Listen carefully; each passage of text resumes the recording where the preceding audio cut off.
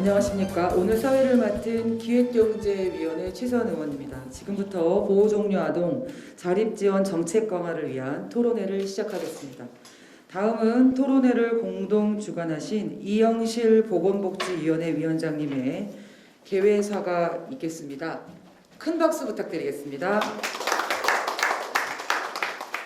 보호 아동, 종료 아동에 대한 관심을 갖는다고 저희가 했지만 그동안 부족한 게 너무 많았습니다. 그래서 우리 보건복지위원회와 함께 공동 주관을 해주시고 자장을 맡아주신 기꺼이 유효해주신 우리 이병도 의원님께 다시 한번 이 자리 빌어서 특별한 감사를 드립니다. 예.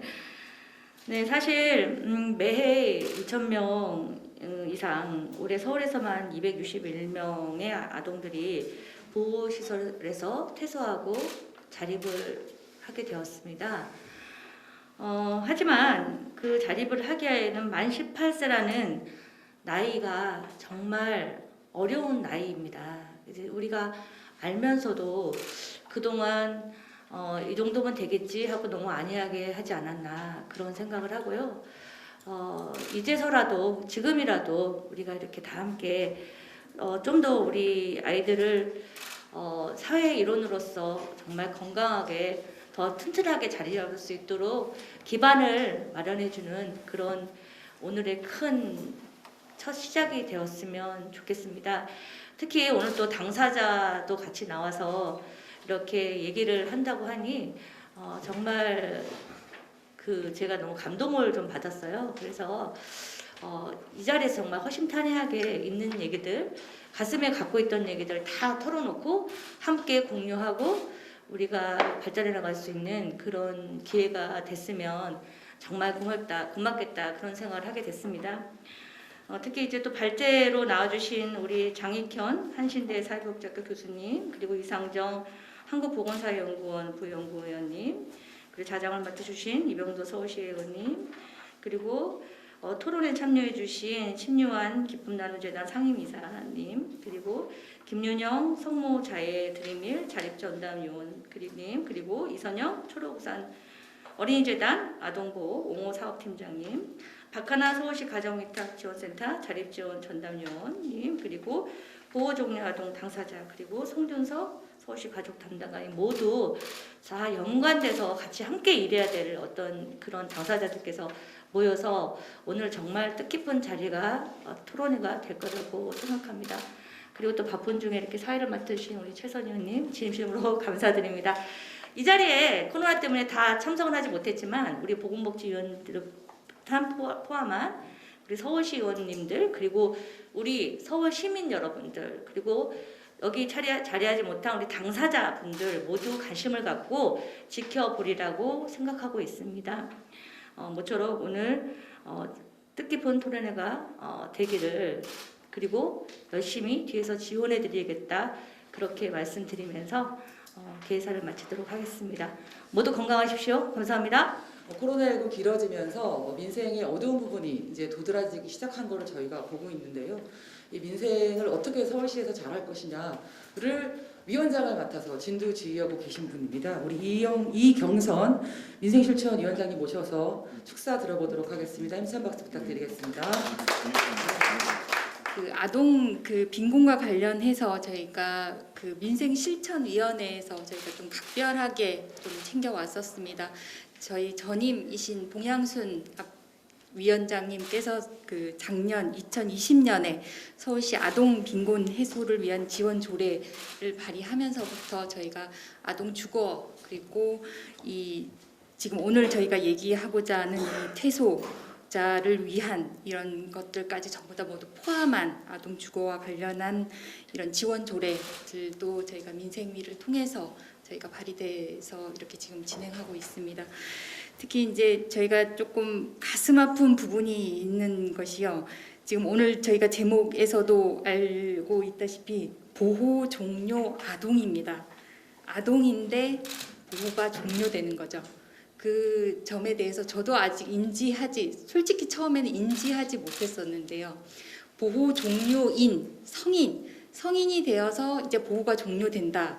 라는 것은 우리가 받아들일 수 있지만 아직 그러니까 아동임에도 불구하고 보호가 종료된다라는 이런 지금 현실에 대해서 우리가 조금 변화와 어쨌든 행정이 꼭 이 지원을 해야 되는 부분이 아닌가라는 생각이 들었습니다. 특히나 주거 문제와 관련해서도 저희가 지금 보호 종료 아동은 만 18세에 이제 주거를 퇴소하게 되는데 이제 시설에서 나오게 되는데 저희가 그 주택이나 이런 것을 계약을 하려면 만 19세가 되어야 가능합니다. 그러니까 만 18세에 그 퇴소를 하더라도 독립적으로 주거나 이런 것과 관련한 계약을 할 수 없는 아직 아동입니다. 성인이 아닌 거죠. 그래서 그런 우리 친구들에게 제대로 된 행정과 이런 지원이 없다면 어떻게 이 자립이 가능하겠는가라는 질문을 저희 오늘 계신 분들에게 전부 다 좀 함께 드리고 싶습니다. 그래서 제가 맡고 있는 이제 도시계획위원회뿐만 아니라 저희 서울시 의회 차원에서 있는 민생실천위원회가 이렇게 뭐 다른 오늘 저희 그 보건복지위원회에서 맡고 있는 전반적인 퇴소 아동을 위한 복지 차원의 문제 플러스 주거와 관련한 안정 문제까지 저희가 조금 챙겨서 열심히 하겠다는 말씀 좀 같이 드리고 싶어서 오늘 짧게나마 인사말 조금 시간을 빌렸습니다. 아무튼 함께 해주셔서 너무 감사합니다. 저희도 함께 하겠습니다. 고맙습니다. 보호 종료 후에는 이러한 심리 정서적인 그 서비스들이 연계 지속적으로 이어질 수 있도록 의료비 지원이라던가 이런 실질적인 지원이 필요할 것 같고요.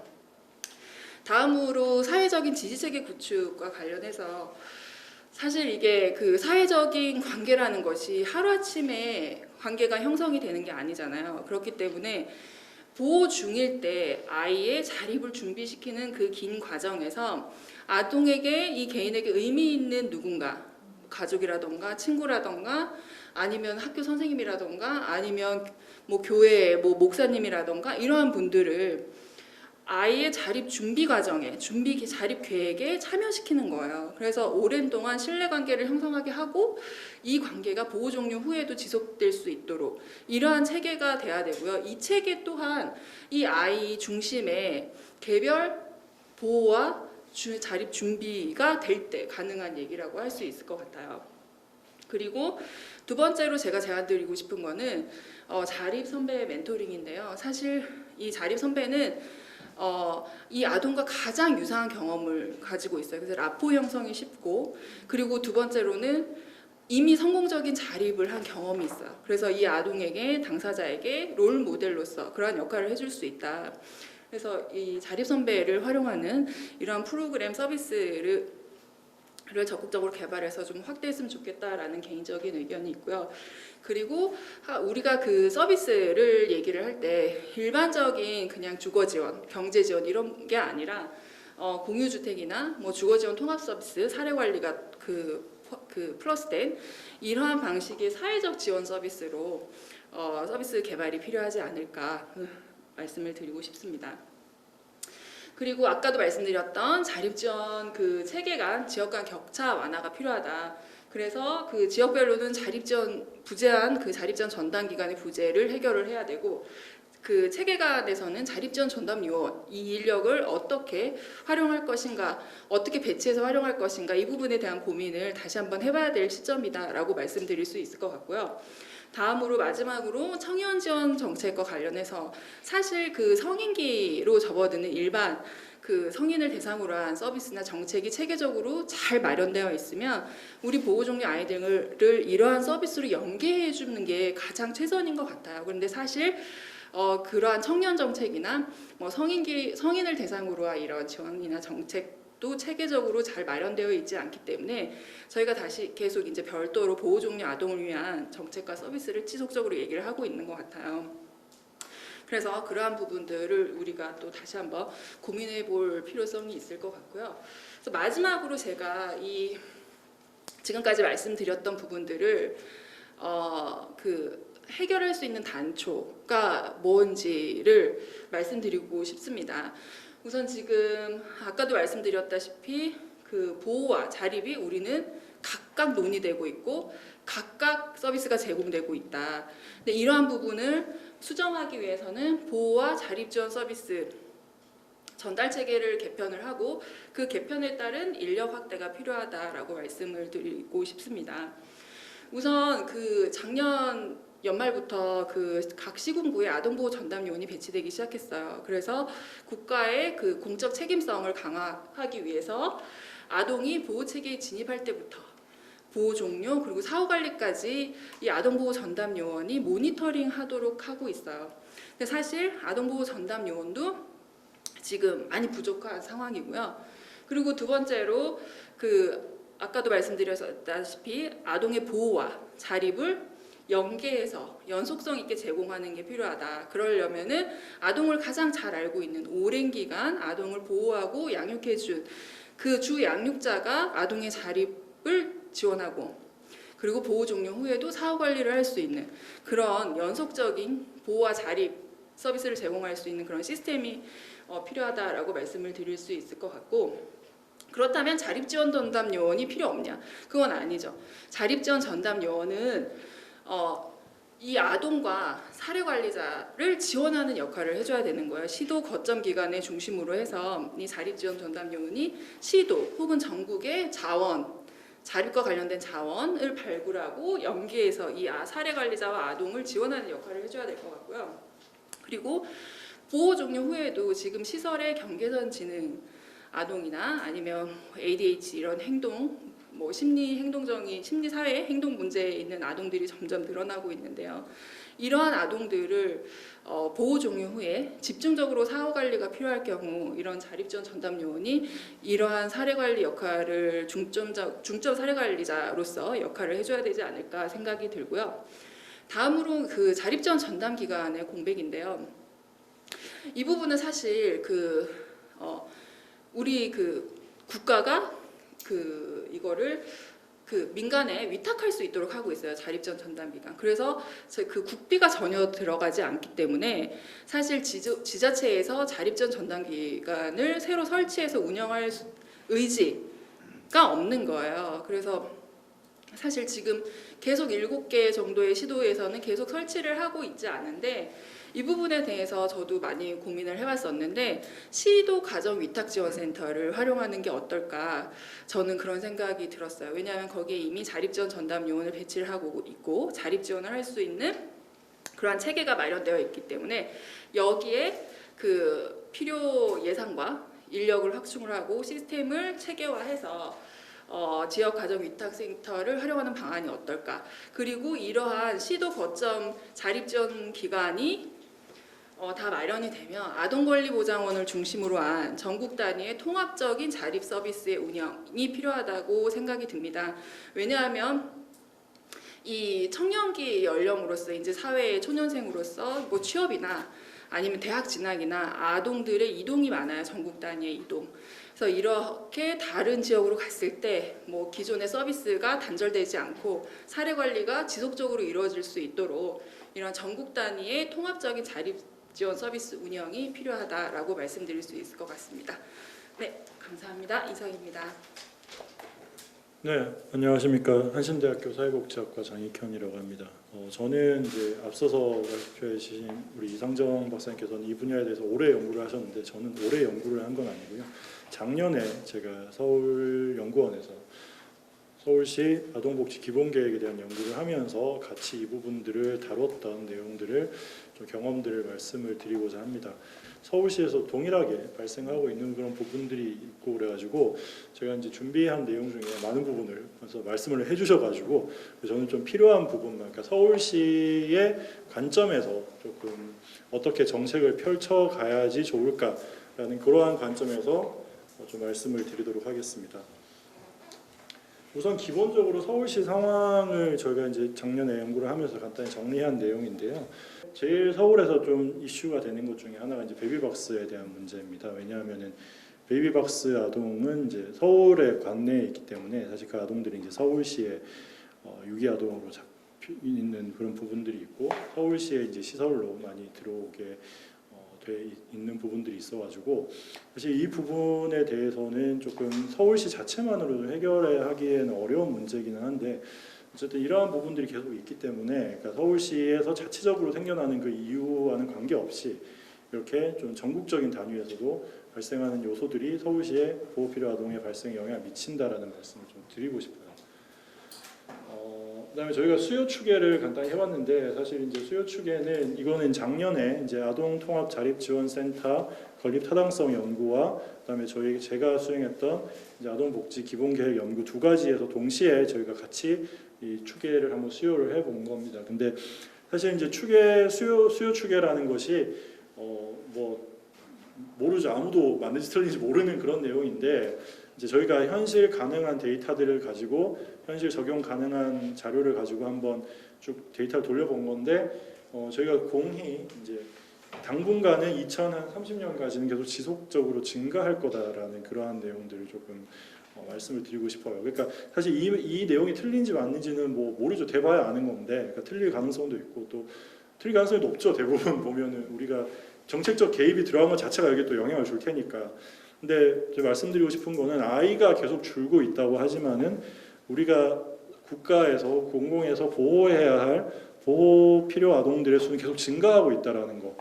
이거는 뭐 단순히 그런 아동 학대 행위라던가 유기 행위가 많이 발생했다라는 뭐 그러한 내용도 있겠지만 우리가 또 아동 학대라던가 아동 인권에 대한 우리의 관념들이 발전해 나가면서 또 이게 이렇게 증가되는 그런 부분들이 분명히 존재를 합니다. 그렇기 때문에 우리가 지금 당장 이제 그 아이 출생아 수가 이렇게 줄어드는데 아동 복지에 대해서 이렇게 예산을 많이 투입해야 되냐 뭐라 그러한 질문들이 혹시라도 나올 수 있다면은 저는 이제 이런 관점에서 우리가 좀 접근해야 될 필요성이 있다.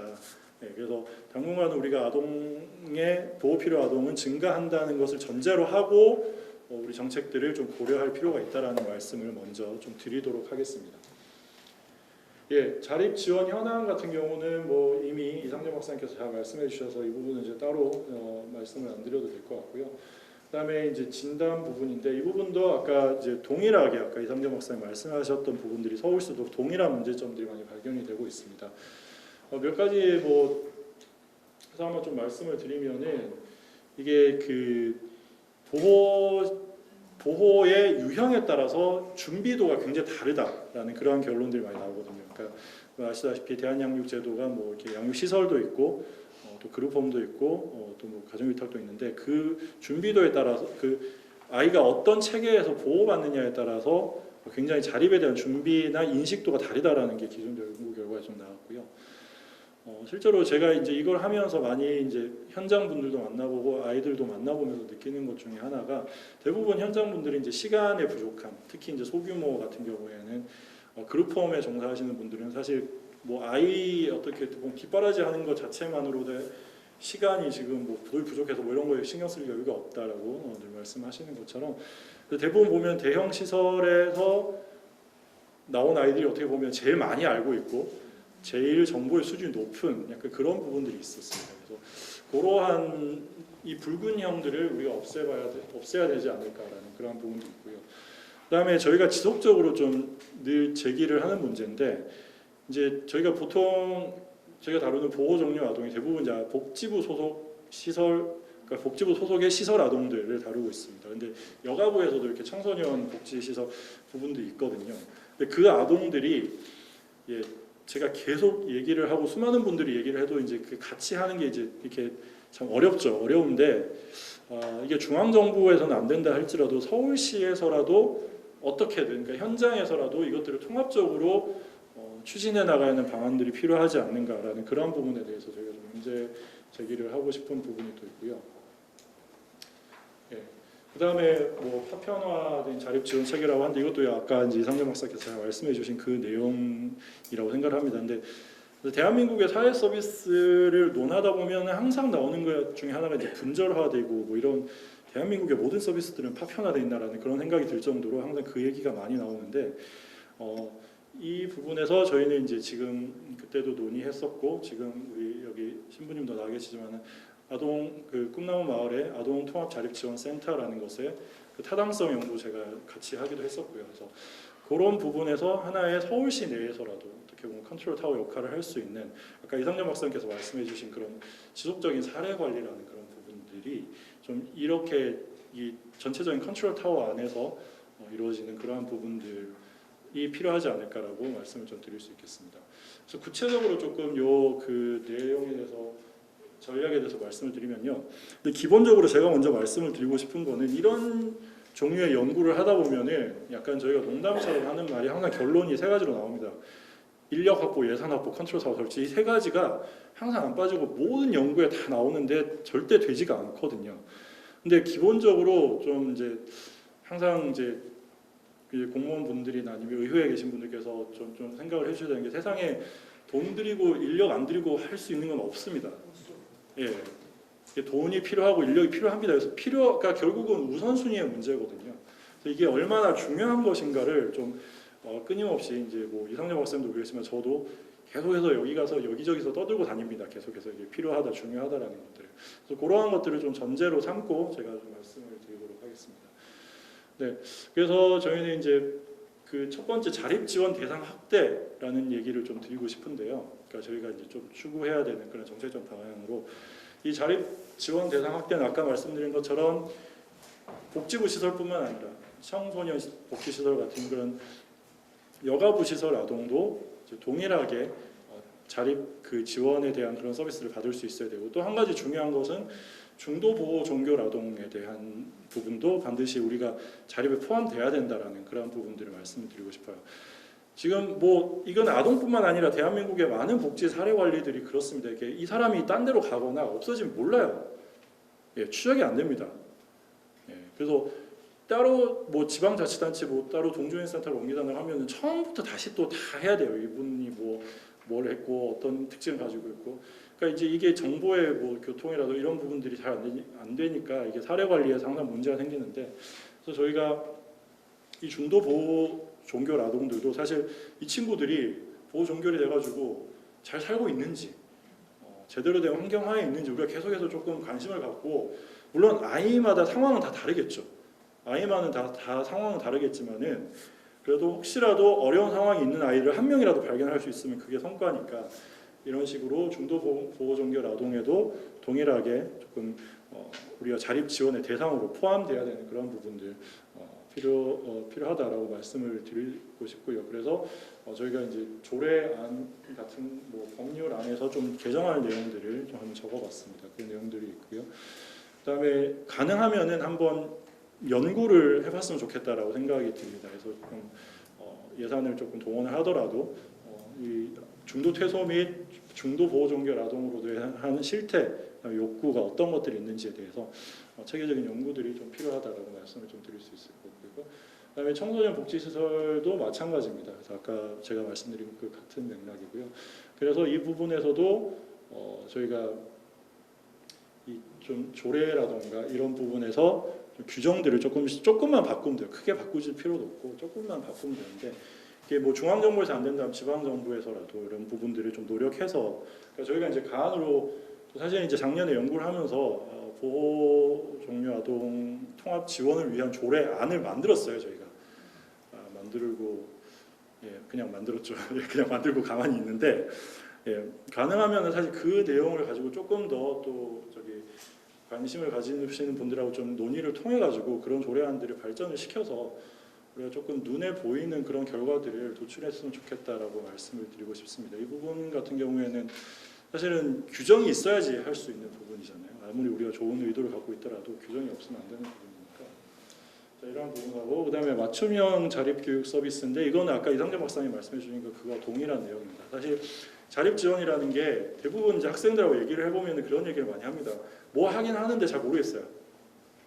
다 대부분 집체 교육 형식으로 가거든요. 그래서 금융 교육을 하고 뭐 이렇게 하는데 잘 모르겠어요. 뭔지 듣긴 들었는데 그냥 그러니까 저희도 수업 들을 때 다 기억나는 거 아니고 그렇잖아요. 그러니까 마찬가지로 학생들도 이게 맞춤형이 되지 못하고 전체적인 그러한 그 이제 광범위하게 이렇게 동일한 어떤 그 프로그램들을 사용하다 보니까 이제 아이들의 수준과 아이들의 상태라든가 마음의 상태, 정신의 상태 모든 게 다른데 이게 계속 동일하게 획일적인 교육을 한다는 것 자체가 좀 문제가 된다. 그래서 이러한 부분에 대해서 저희가 조금 자립 준비 상태를 최종화적으로 점검하는 교육들을 만들어서 조금 이제 실시할 수 있어야 되지 않을까라고 말씀을 드릴 수 있을 것 같고요. 그다음에 제가 또 하나 또 서울시의 상황에서 맞춰서 말씀드리고 싶은데, 그 서울시가 아까 이제 이상정 박사님께서 말씀을 하셨는데 이제 사회적 지지망에 대한 얘기를 하셨잖아요.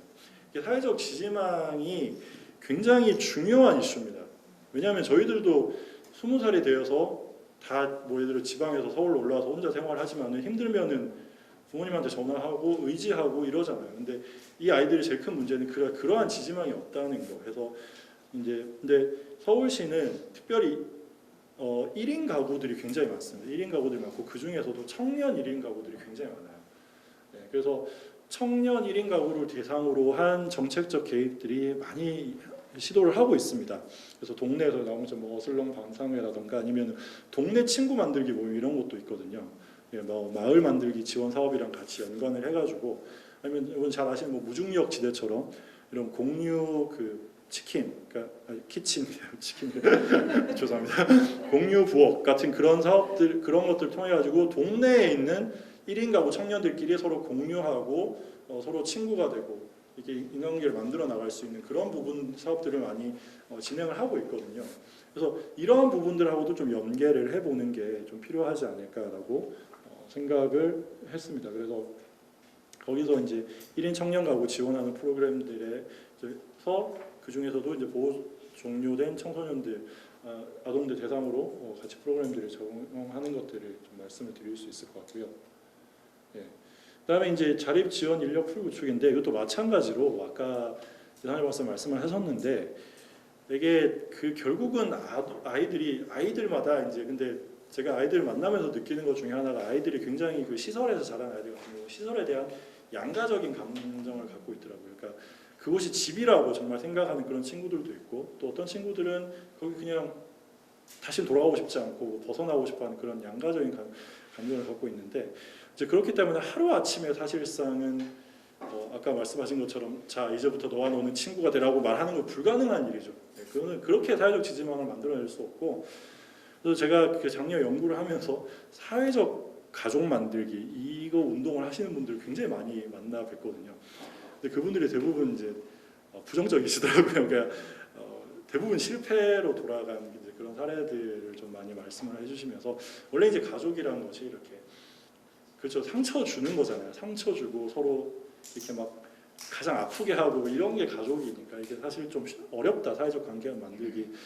그래서 결국은 싫으나 좋으나 아이들이 한테 힘들 때 어떻게 돌아가고 싶은 그런 공간이나 그런 집들은 결국은 시설, 자기가 자랐던 그곳이 가장 큰 역할을 해줘야 되지 않을까라고 좀 생각을 하고 있습니다. 그리고 현장에서 일하시는 분들도 이제 그 내 아이라는 그런 인식들을 많이 갖고 계시는 분들이 있고, 근데 대부분 그분들이 이제 아까 말씀드린 시간이 없고 인력적으로 부족한 면이 있어가지고, 그래서 그러한 부분들을 저희가 아까 이제 이 박사님 말씀하신 것처럼 5년간 사실 시설에서 이렇게 계속 모니터링을 하게 돼 있지 않습니까? 근데 이제 그럴 만한 여력이 없다는 거죠. 그래서 그럴 만한 여력을 만들어 주는 것, 결국은 뭐 예산과 인력인데, 예, 그러한 부분에 대한 지원들이 좀 강력하게 필요하지 않을까라고 말씀을 드릴 수 있을 것 같습니다. 그다음에 이제 아동통합자립지원센터에 대한 내용인데요. 사실 이 부분은 뭐 진행이 지금 뭐 어떻게 되고 있는지 제가 최근에 사실 모니터링을 못 해가지고 이제, 근데 작년에 이제 타당성 조사를 하고 이제 안에 운영 세부 계획을 잡을 때까지 제가 연구를 같이 했었거든요. 그러면서 저희가 이제 좀 중요하게 생각했던 거는 뭐 여러 가지 기능을 하겠죠. 여러 가지 기능을 하겠는데, 저는 사실상 이제 제일 중요한 기능 중에 하나가 쉘터의 기능이라고 생각을 합니다. 아까 말씀드린 것처럼 아이들 중에는 자기가 자라온 그 시설이 혹은 마음의 고향인 친구도 있지만 또 그렇지 않은 친구들도 있거든요. 근데 그렇지 않은 친구들도 언제든지 힘듦에 와서 쉬어갈 수 있는 그러한 쉘터의 역할을 할 수 있는 역할을 반드시 이제 아동통합자립지원센터 안에 그런 공간이 들어가야 된다. 그러니까 지금 도티병원 그 자리에 지어지고 있는 그 말씀을 먼저 좀 드리고 싶고요.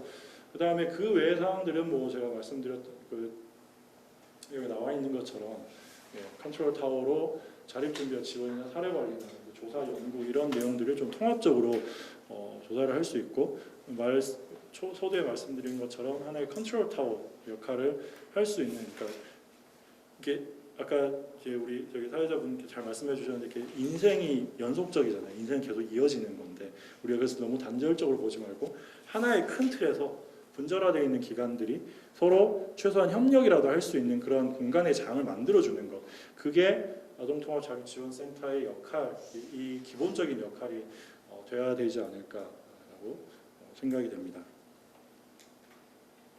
예, 그다음에 뭐 자립 교육도 거기서 안에서 이제 그 자립 교육을 이루어지는 그런 부분들도 제가 말씀을 드릴 수 있을 것 같고요.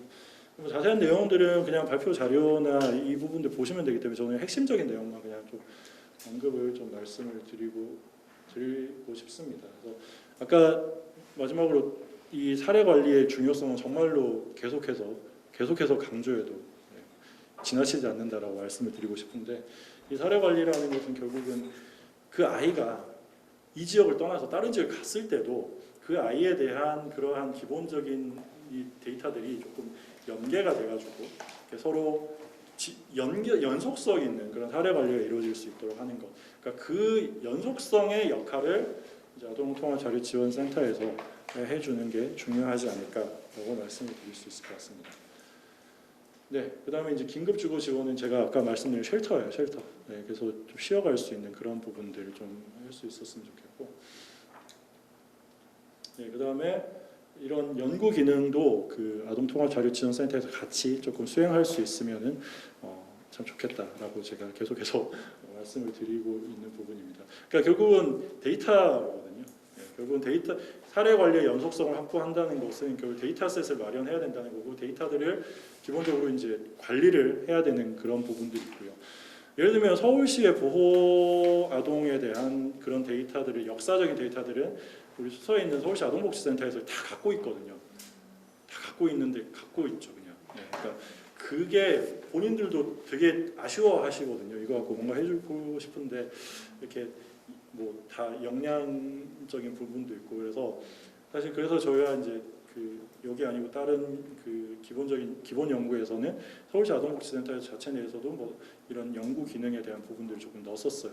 마찬가지로 아동통합자립지원센터에서도 데이터가 축적이 되고 데이터가 갖게 되면은 그 데이터를 갖고 우리가 선제적으로 대응하는 게 좀 필요하다라고 말씀을 드리고 싶습니다. 그래서 그런 부분에서 연구적인 기능을 좀 강화하는 것, 그런 부분들이 필요하다라고 말씀을 드릴 수 있을 것 같고요. 네, 마지막으로 결론을 제가 그 두 가지만 그냥 핵심적으로 말씀드리고 싶은 거예요. 첫 번째는 돈이 다가 아니다, 라는 거. 네. 어떻게 보면은 그 아이들한테 물질적인 지원은 어떻게 보면 그냥 주면 돼요. 주면 되는 건 문제고, 그리고 가장 쉬운 방법이면서도 가장 저속한 해결 방법이라고 생각을 하거든요. 어떻게 보면 돈 주니까 네가 알아서 해라고 얘기를 하는 거잖아요. 근데 저는 세상에서 가장 슬픈 단어 중에 하나가 보호종류 아동이라고 생각을 하거든요. 아동인데 어떻게 보호를 종류를 시킵니까? 저는 그거는 바람직하지 않다라고 생각을 해요. 왜 지금 30 막 돼서도 다 지금 캥거루족해서 살고 있는데, 저희 18살 되는 아이들한테 자, 돈 줄 테니까 너희들 알아서 살아. 이거는 어른으로서 정말 무책임한 행동이라고 생각을 합니다. 그래서 물질적 지원이 핵심이 아니다. 물질적 지원 물론 중요하죠. 중요하고 이제 같이 주어지지만 그게 다가 아니고, 여기에 반드시 그런 그 사회적 관계라던가 정서적 지지망 같은 상담 이런 부분, 그다음에 아까 말한 이런 이제 그런 또 피처 같은 그런 부분들, 저희가 조금 그런 부분들에 대해서 우리가 좀 폭넓게 생각할 그 여지가 있다라고 말씀을 드릴 수 있을 것 같고요. 그 다음에 또 하나는 또 중요하게 제가 말씀드리고 싶은 거는 제가 늘 말씀드린 건데, 우리의 아이들이에요. 그러니까 복지부의 아이들이 아니고요, 여가부의 아이들이 아니고 시설의 아이들이 아니라 그냥 서울시의 우리 아이들입니다. 예, 그러니까 그런 관점에서 소속이 어디니, 얘 소속이 어디니, 얘는 어느 시설 소속, 이런 거 따지지 말고 우리 서울시에 있는 서울시 아이들이라면 서울시에서 다 책임지고 도움을 줄 수 있어야 된다. 자립해서 바로 설 수 있도록 도움을 줄 수 있어야 된다는 거. 그러한 관점에서 자립 대상 아동의 확대가 반드시 필요하다. 중앙정부에서는 못할지 모르겠지만, 부처 간의 벽을 못 넘을지 모르겠지만, 지방정부에서는라도 이런 부분들을 좀 적극적으로 나서서 해결을 해주려는 그런 자세가 필요하지 않을까라고 말씀을 드리고 싶습니다. 예, 뭐 중요한 핵심적인 내용들은 아까 이상정 박사 말씀 다 해줘가지고 저는 그냥 제가 하고 싶은 얘기를 했습니다. 네, 발표 들어주셔서 감사하고요. 네, 감사합니다. 오늘 이렇게 그 연구하시고 현장에서 느끼고 계신 바들에 대해 저희에게 숙제를 주셔서 감사할 따름이고 이제서야 알게 돼 죄송합니다. 지금 현재 얼마나 우리가 어른들이 어른답지 못하게 정책을 하고 있는가 대단히 반성하고 있고요. 그 여성가족부와 보건복지부의 담벼락이 저렇게 높아서 그렇게 부처 간의 협력이 안 된다는 이야기를 듣고 되게 속상합니다만 서울시도 만만치 않습니다. 그래서 이것은 잘 의원들께서 잘 저희가 약속할 것은 저희가 잘 하겠습니다. 마지막으로 제가 드리고 싶은 말이 너무 많은데 사회자이기 때문에 하나만 읽어드리겠습니다. 대한민국 헌법 1조가 뭡니까? 대한민국은 민주공화국이다. 헌법 10조입니다. 모든 국민은 인간으로서의 존엄과 가치를 지니며 행복을 추구할 권리를 가진다. 국가는 개인이 가지는 불가침의 기본적 인권을 확인하고 이를 보장할 의무를 집니다. 해서 부처의 담벼락이 웬 말이며 우리 아이들이라고 갈라치는 게 웬 말이겠습니까? 오늘 토론회로 잘 하도록 하겠습니다. 앞에 토론자로 이제 나오시고요. 이제 우리 좌장인 이병도 의원님께 마이크를 넘기도록 하겠습니다. 다시 한번 바쁘신 가운데서도 오늘 보호종료 아동 자립지원 정책 강화를 위한 토론회에 많은 관심을 가지고 시청해주시는 우리 시민 여러분, 또 함께해주신 공무원 여러분, 그리고 토론자로 같이 함께해주신 교수님, 전문가분들 다시 한번 감사드립니다. 또 서울시의회의 보호종료 아동 정책 강화에 도움이 될 수 있었으면 좋겠습니다. 예, 그러면 본격적으로 토론을 진행하도록 하겠습니다. 오늘 토론자는 총 6분이시고요. 6분들의 여러 가지 얘기를 좀 들어보도록 하겠습니다. 토론자분들께서는 이제 그 토론 시간이 있으니까 가급적 10분 이내로 좀 토론을 해주시면 감사하겠습니다. 자, 먼저 그러면 신유한 의원님께서 먼저 시작해 주시면 되겠습니다. 네, 안녕하세요. 의원님께서 이렇게 소개해 주신 저는 기쁨나눔재단 이사장은 아니고요. 상임이사 심유한 신부입니다. 지금 서울시 꿈나무 마을, 초록, 연두, 그리고 파란, 그리고 서부 상담치료센터 4개 시설을 위수탁 받아서 아이들과 함께 지내고 있습니다. 앞에서 미리 발제해 주신 장익형 교수님, 이상정 박사님 너무 좋은 말씀을 많이 해주셨기 때문에 제가 특별히 그 전체적인 부분은 할 말이 없을 것 같고요. 특별하게 구체적인 것 한 분야를 가지고 좀 토론을 하고 싶습니다. 저희 시설에서 작년 말부터 올해 초까지 약 52명의 아이들이 퇴소했어요.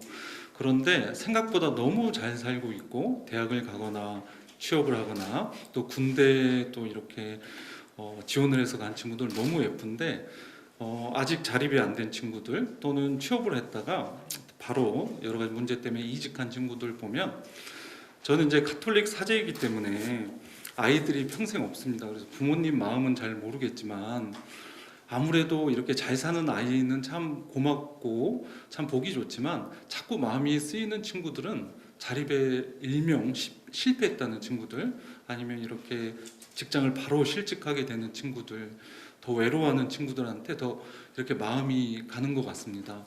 오늘 미리 발제해 주신 두 분께서도 그 아동 상황에 따라 적합한 자립 지원을 해야 되고 또 아동의 특수한 상황에 맞는 차별화된 서비스를 해야 된다고 말씀 주셨는데 그 부분에서 제가 드리고 싶은 말은 좀 전에 말한 것처럼 우리 보호 종료 아동들에 대한 도움이 절실하게 필요하지만 그 아동 중 안에서도 취약 자립이 있는 아이들이 있어요. 요즘은 사실 참 감사한 게 정부나 여러 여론에서 보호 종료 아동에 대해서 굉장히 많은 관심을 가져주셔가지고 저희가 간단하게 조사해 보니까 작년 올해 약 40개 넘는 이렇게 보호 종료 아동 지원 사업들이 있어요. 정부 쪽이나 또 민간 단체나. 그런데 중요한 거는 정보가 부족해서도 있지만 어떤 아이들은 거기에 접근을 할 수가 없습니다. 대학에 갔고 똑똑한 친구들은 혼자서 10개, 20개까지 혜택을 봐요. 근데 그 친구들은 벌써 가만히 놔둬도 자립이 되는 친구들인데 심지어는 그 자립 프로그램이 저희가 손을 잡고 데리고 가려고 해도 관심이 없거나 가기를 거부하는 아이들도 있습니다. 그렇다고 하면은 지금 이제 사회적으로 어느 정도 보호 종료 아동에 대한 지원이 더 돼야 되겠지만 지금부터는 이런 양적인 부분도 중요하지만 질적으로 왜 우리가 보호 종료 아동을 돕습니까?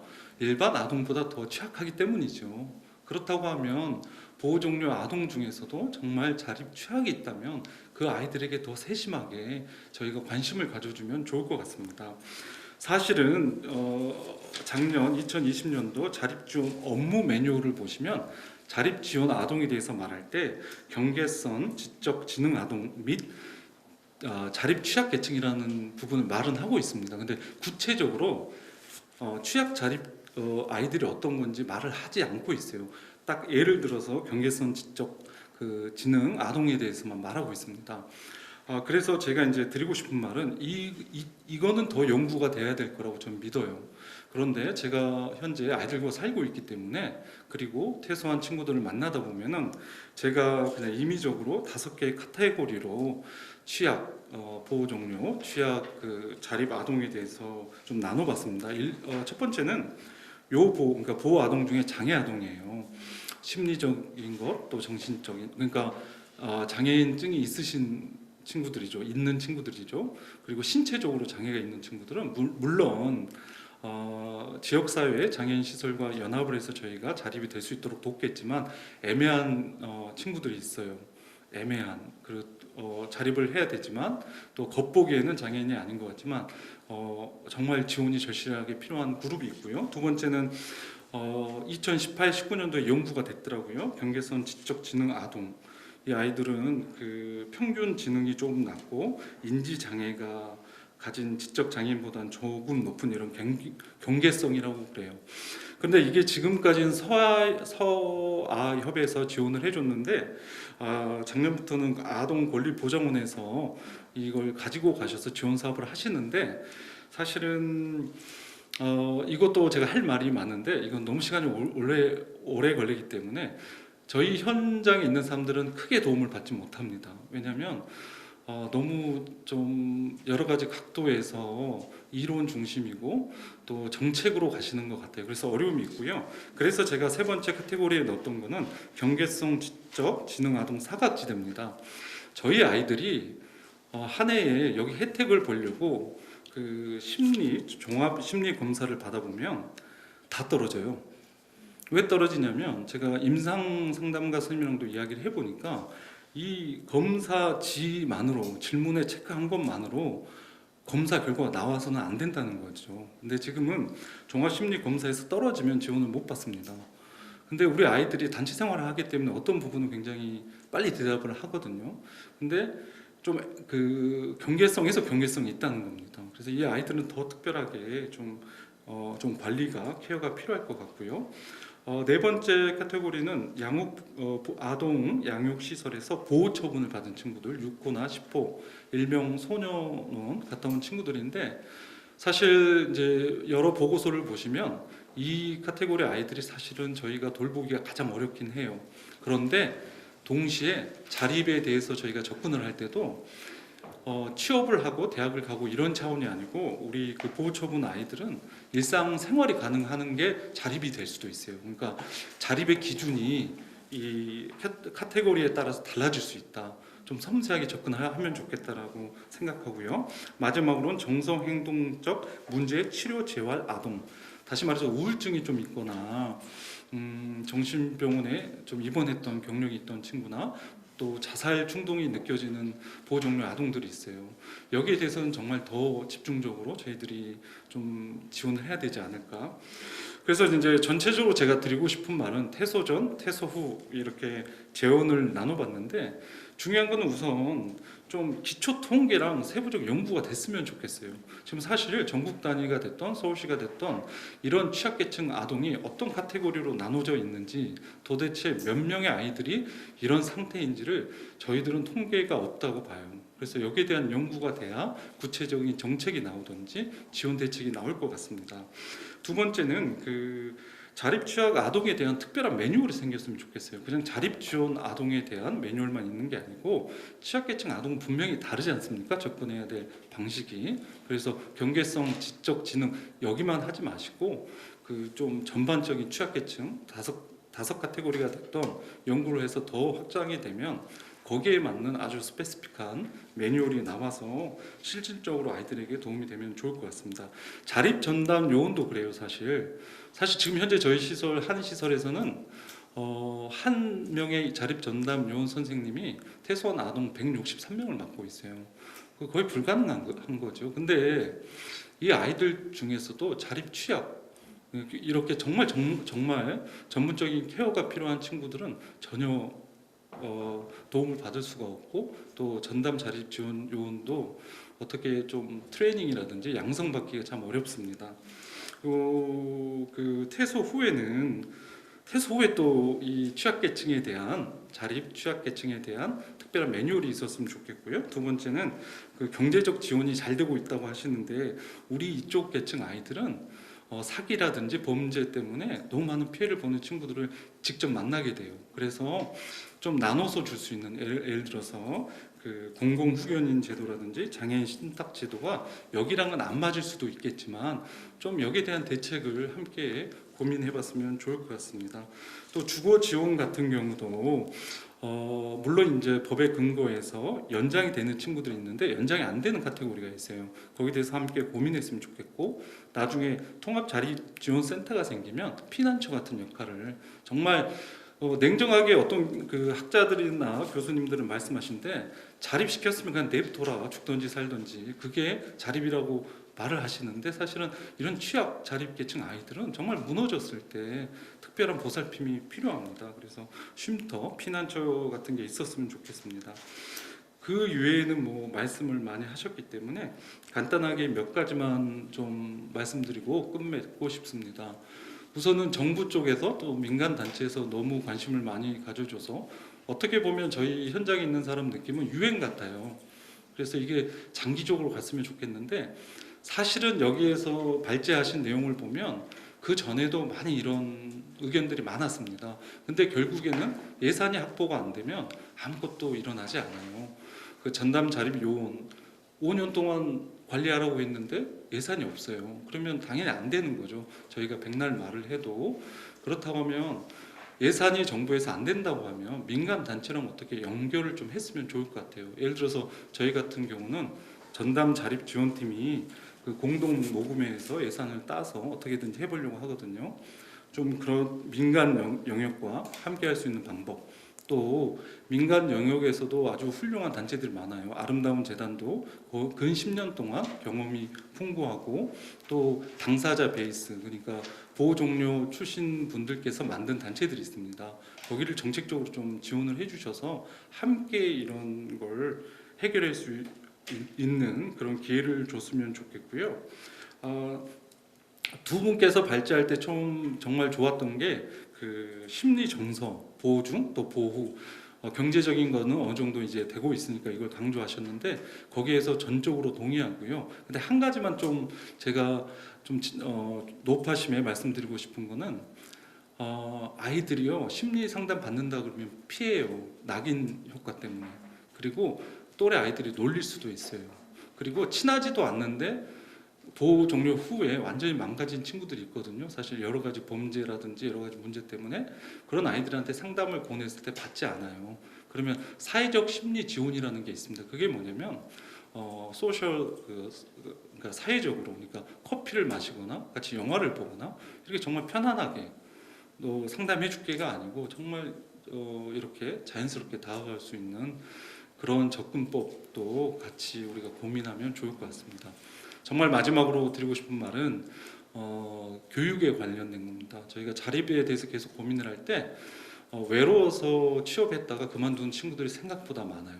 그래서 무조건 취업이 자립의 1순위는 아닌 것 같아요. 그 아이들이 우리 보호종료 친구들이 더 많은 네트워크 그다음에 자립이라는 게 그냥 자기 혼자 살아남는 게 아니고 공동체를 만들 수 있는 분위기가 사실은 대학에 갔을 때 학업도 중요하지만 새로운 네트워크라든지 새로운 친구들을 통해서 더 자립이 강화가 되는 것 같아서 대학에 갈 수 있는 좀 지원 정책이라든지 또 보호 중에 더 많은 관심이 있었으면 좋을 것 같습니다. 감사합니다. 물론 당연히 자립을 잘하는 아동도 있지만 실제로 이제 자립을 잘하지 못하는 그래서 마음이 가는 아동들 그런 아동들에 대해서 좀 더 뭐라고 이제 언급해야 될지 모르겠지만 취약 자립 아동 뭐 어쨌든 어떻게 명명하든 좀 더 이제 그 아동의 상황에 맞게 좀 세심한 정책들이 필요하다라고 하는 그런 말씀을 해주셨고요.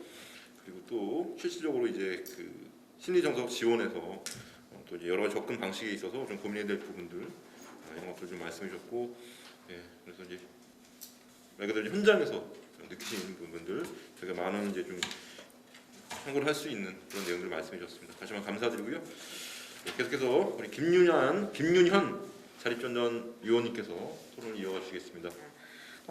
앞서서 많은 분들이 좋은 이야기들 많이 해주셔서 저는 그냥 조금 간단하게 제가 현장에서 아이들 만나면서 그리고 지원했던 사업 중에 이건 좀 확대됐으면 좋겠다라는 거 위주, 그리고 아이들의 목소리로 이런 게 필요해요 라고 했던 것들, 그런 것들에 대해서 좀 말씀드리려고 합니다. 저희는 아이를 키우잖아요. 아이들은 사람이고요. 사람은 사람이 키워야 돼요. 근데 아이들이 주거적으로나 경제적으로나 뭐 여러 가지 정책들이 정말 많이 윤택해졌고 뭐 그렇지 못한 곳들도 있을 수 있겠지만 아이들이 좀 많이 지원을 받고 있는데 그 중에서도 심리정서적인 지원이 가장 부족하다고 느끼는 게 나가서 이제 힘든 거예요. 근데 시설에서 살았다는 것을 오픈하는 아이들은 그나마 건강한 아이들이에요. 근데 그거를 숨기고 혼자 어떻게든 해보려고 부모님 있는 척 도와주는 정서지지 체계가 있는 척하고 버티다가 무너지는 아이들이 태반이고요. 저희가 작년, 재작년 연달아서 아이들이 그 경제적인, 금전적인 사기 피해를 입었는데 둘 다 결국은 왜 그랬니, 어떻게 하다 그랬니를 뭐 얘기 나누다 보니까 외로워서. 그냥 인터넷 일명 패매라고 하죠. 그 어느 SNS 메시지를 통해서 너 참 예쁘다, 너 참 괜찮은 사람 같아, 너 좋아해 이렇게 해주니까 감정적으로 쏠랑 넘어가서 저희가 이제 마련해줬던 그런 종잣돈들을 다 빼앗기게 되는, 그 중에서도 여자아이 같은 경우는 성범죄까지 피해를 보게 되는 그런 상황이 오게 되더라고요. 그래서 뭐 아이들이 누군가 옆에 누군가 있었다면 그러면 이제 외부에서 이제 모든 매스컴이라든지 외부에서 모시는 분들은 그래요. 그럼 그 시설에 자립전담 요원들은 뭐 했냐? 그 생활지도원들은 뭐 했냐? 일했죠. 열심히 일했어요. 저도 현재 자립전담 요원으로서 업무를 하고 있지만 현재 저희 시설에 있는 77명의 아이들, 그 양육팀에 소속돼 있는 그 아이들도 제가 총괄 업무를 해야 되고 5개년 동안 사례 관리해야 되는 아이들 21명을 제가 또 사례 관리를 해야 되거든요. 사실 저도 제 가정이 있고 제 자녀가 있고 이런 업무까지 하기에는 사실 좀 죄송해요. 가정위탁지원센터나 이런 데 계신 선생님들보다는 사례가 많이 적긴 하지만 조금은 버겁다라는 생각도 들었고, 아이들이 그렇게 그 어린아이든 큰 아이든 사고를 치기 전에는 폭풍전야예요. 조용히 잘 지내고 있대요. 정말 잘 지내고 있어요. 회사 재밌어요, 학교 재밌어요 하다가 이렇게 빵빵 터지면 이제 찾아오거든요. 근데 그 아이들을 나무랄 수 없는 게 이렇게 피해 입고 나서는 그래도 선생님 도와주세요 찾아올 때는 그래 잘 왔어 하고 이제 도움의 방법을 찾아줘야 되는 거. 그 2019년도에 지금 아동관리보장원의 전신인 아동지원사업단에서 아동자립지원사업단에서 한번 심리치료 지원 사업을 하신 적이 있으세요. 그거를 공지를 이제 아이들하고 공유를 했을 때 저희 아이들만 해도 5명이 신청을 했는데 그 중에 1명만 선정이 돼서 종합심리검사 받고 그 검사 결과를 토대로 우울증이나 약간 무기력에 대해서 심리치료를 한 20회기 정도 그렇게 받아서 지원받았던 사업이 있었어요. 근데 그 이후에도 이 아이들이 아름아름 자기들끼리의 네트워크 안에서 그런 사업 있으면 자기도 소개시켜달라 이러는 아이들이 좀 많았었거든요.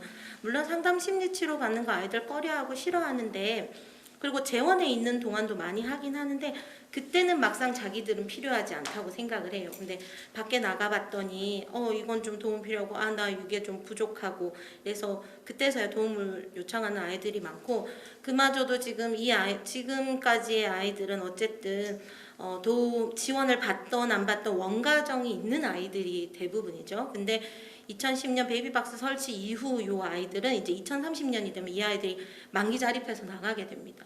저희 지금 77명 있는 중에서는 한 60명 가까이가 베이비박스 유기 아동들이거든요. 이 아이들은 원가족도 없고 시설도 뭐 이직률이 높다 보니까 자기 아기 때부터 키워졌던 선생님들은 안 계세요. 그렇게 되면 누굴 찾아와서 힘들다고 얘기할 것이며 이게 사람이잖아요. 관계가 돼야지 찾아오고 하는 거거든요. 근데 이제 그런 부분들이 조금 미약하지 않나. 그래서 이 아이들한테 이 부분은 정말 꼭 필요하다. 심리적인 부분 그리고 사람이 필요하다는 거 계속 좀 강조해서 말씀드리고 싶었고 요거에 이어서 사실 부양 의무자들이 있는 아이들, 원가정 있는 아이들 때문에 상처받는 아이들도 너무 많습니다. 친권자기 때문에 실제로 저희 집에서 키우고 있는데 부모이기 때문에 가족관계 증명서를 가지고 은행에 가서 이 아이 이름으로 개설된 통장에 있는 돈을 다 빼가요. 그런 케이스들이 저희가 좀 몇 번 있었고요.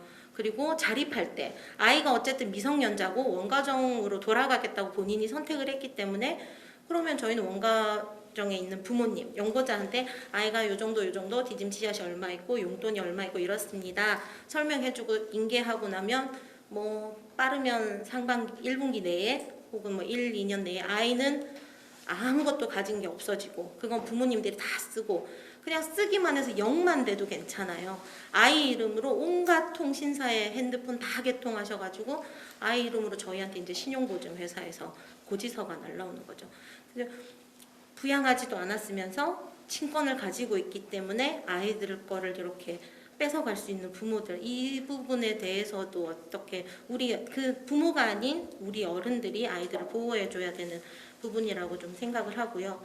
그리고 자립교육 부분에 있어서도 8대 영역 그쵸 2011년 제가 처음 자립전담요원으로 업무 보직 변경이 되고부터 8대 영역 중요하다고 생각했고 그렇지 이 부분들은 알아야지. 근데 그건 저희 생각이었어요. 아이들 주 대상은 중3부터 고3, 고2까지 아이들이 자립교육 대상인데 이 아이들 바빠요. 자기가 지금 대학을 가야 될지 대학이 뭐예요? 중3 아이들 인문계 가야 돼요? 특성화 가야 돼요? 그거부터 아이들은 고민하기 시작하고요. 그리고 어째저째 고등학교 진학해서도 취업해야 돼요. 진로 뭐 대학 가야 돼요. 자립관 가야 돼요. LH에서 독립해야 돼요. 이것만 해도 아이들은 너무 선택의 기로에 서서 너무 힘든데 이 아이들한테 세금 고지서 아무리 보여주고 이거 자동이체해야 된다 어떻게 해야 된다 알려줘도 아이들 귀에는 들어오지 않아요. 그래서 이런 자립교육들이 필요한 시기에 아이들한테 정말 적기의 시기에 가르쳐줬으면 좋겠고 그럼 아이들 흡수가 빠를 건데 그러자면 아이들이 그래도 20대 중반은 돼야 되고 초반은 돼야 되는데 그때는 벌써 아이들은 저희 시설 울타리를 나가서 혼자 살아야 되는 아이들이거든요. 차라리 정말 가능하다면 물론 연장아동 제도가 있습니다. 근데 그 당시에는 아이들은 시설을 뛰쳐나가고 싶고요. 그리고 시설 입장에서도 이 연장 아이들을 데리고 있으면서 꼬꼬맹이까지 케어하기에는 저희 선생님들이 또 버거우시고요. 이런 여러 가지 문제들 때문에 연장이 그렇게 활발하게 이루어지진 않아요. 그렇다면 차라리 아예 뭐 별도의 공간이 있던지 아니면은 정말 만 18세의 아이들을 보호 종료하지 마시고 조금 더 키워서 밖에 나갈 수 있도록 좀 도와줄 수 있는 정책이 생기던지 아니면 장애인들 사회복귀 시설처럼 중간 어떤 시설이 있어서 아이들이 그곳에 머물면서 정말 필요한 그 시기에 필요한 자립교육을 받고 정말 준비가 됐을 때 나가든지 저희 시설 홈페이지 보시면 저희 시설의 캐릭터가 캥거루예요. 하다못해 이 동물도 그래도 얘가 나가서 자기가 먹고 살 수 있겠거니 생활할 수 있겠거니 싶을 때 뱃속에서 꺼내주는데 사람인 저희들은 너무 아이들 뭐 입시 위주의 이 사회에서 학교 공부만 열심히 하면 돼 내신 성적 다져야 돼 이렇게만 키우다가 밖에 나가서 이제는 돈 이만큼 줬으니까 너가 살아야지 LH 해줬으니까 네가 집 관리하면서 살아야지 이거는 조금 어렵다. 39 먹은 저도 아직 어렵거든요. 스스로 혼자 살아간다는 것. 그래서 이런 것들도 조금 변화됐으면 좋겠다라는 생각이 들고요. 앞서 그 이상정 박사님 말씀하셨듯이 자립정착금이 대한민국 최고의 도시인 서울은 500만 원이에요. 경기도는 1000만 원을 준다고 하시더라고요. 그나마 저희 노원구는 그래도 지자체에서 뜻이 있으셔서 100만 원 정도 더 주셔서 저희 아이들은 그래도 기본 자립정착금 600만 원은 수령을 할 수 있는 그 상황이거든요. 그러니까 이 500만 원, 600만 원, LH에서 5%, 1억짜리 집 구해서 5% 자기 부담금 내고 나면 아이들은 가전제품이든 뭐든 자기가 원하는 어떤 집기류를 구입할 수 있는 여유는 또 없어지게 되거든요. 그런 좀 현실에 맞는 자립정착금이 생겼으면 좋겠고 그 대학 입학금 문제도요. 첫 해 이제 입학해서 아이들 입학금이랑 첫 해 등록금에서 서울시에서 300만 원 해주시거든요. 근데 올해 저희 3명 중에 2명 대학 갔는데 한 녀석은 380 나왔고요. 한 녀석은 310만 원 나왔어요. 그럼 나머지 차액분은 저희가 뭐 자부담을 해야 되는 그런 상황. 차라리 실제 금액에 맞춘 어떤 뭐 그런 대학 등록금 지원이 이루어지면 참 좋겠다는 생각이 들고요. 아까 장 교수님 말씀하셨는데 정말 사람 필요하고 돈 필요해요. 사람 인력 충원해 주세요. 늘 얘기하고 있거든요. 자립전담 요원 재원하고 있는 아이들을 담당하는 자립전담 요원과 자립 후에 5년을 사례 관리할 수 있는 자립전담 요원이 이렇게 구분만 되어줘도 저는 우리 아이들 좀 만나면서 어떻게 살고 있는지 확인하면서 그리고 뭐 글쎄요 다른 데서 어떻게 들으시면 또 그걸 뭘 자랑이라고 얘기하냐 하시겠지만 저희 아이들 중에 3명의 아이들이 혼자서 아이를 키우고 있는 그 엄마가 된 아이들이 있거든요. 그 아이들 사실 장하잖아요. 이 험한 세상에 자기 아이 데리고 살면서 먹고 살려고 하는 그 아이들 너무 장하잖아요.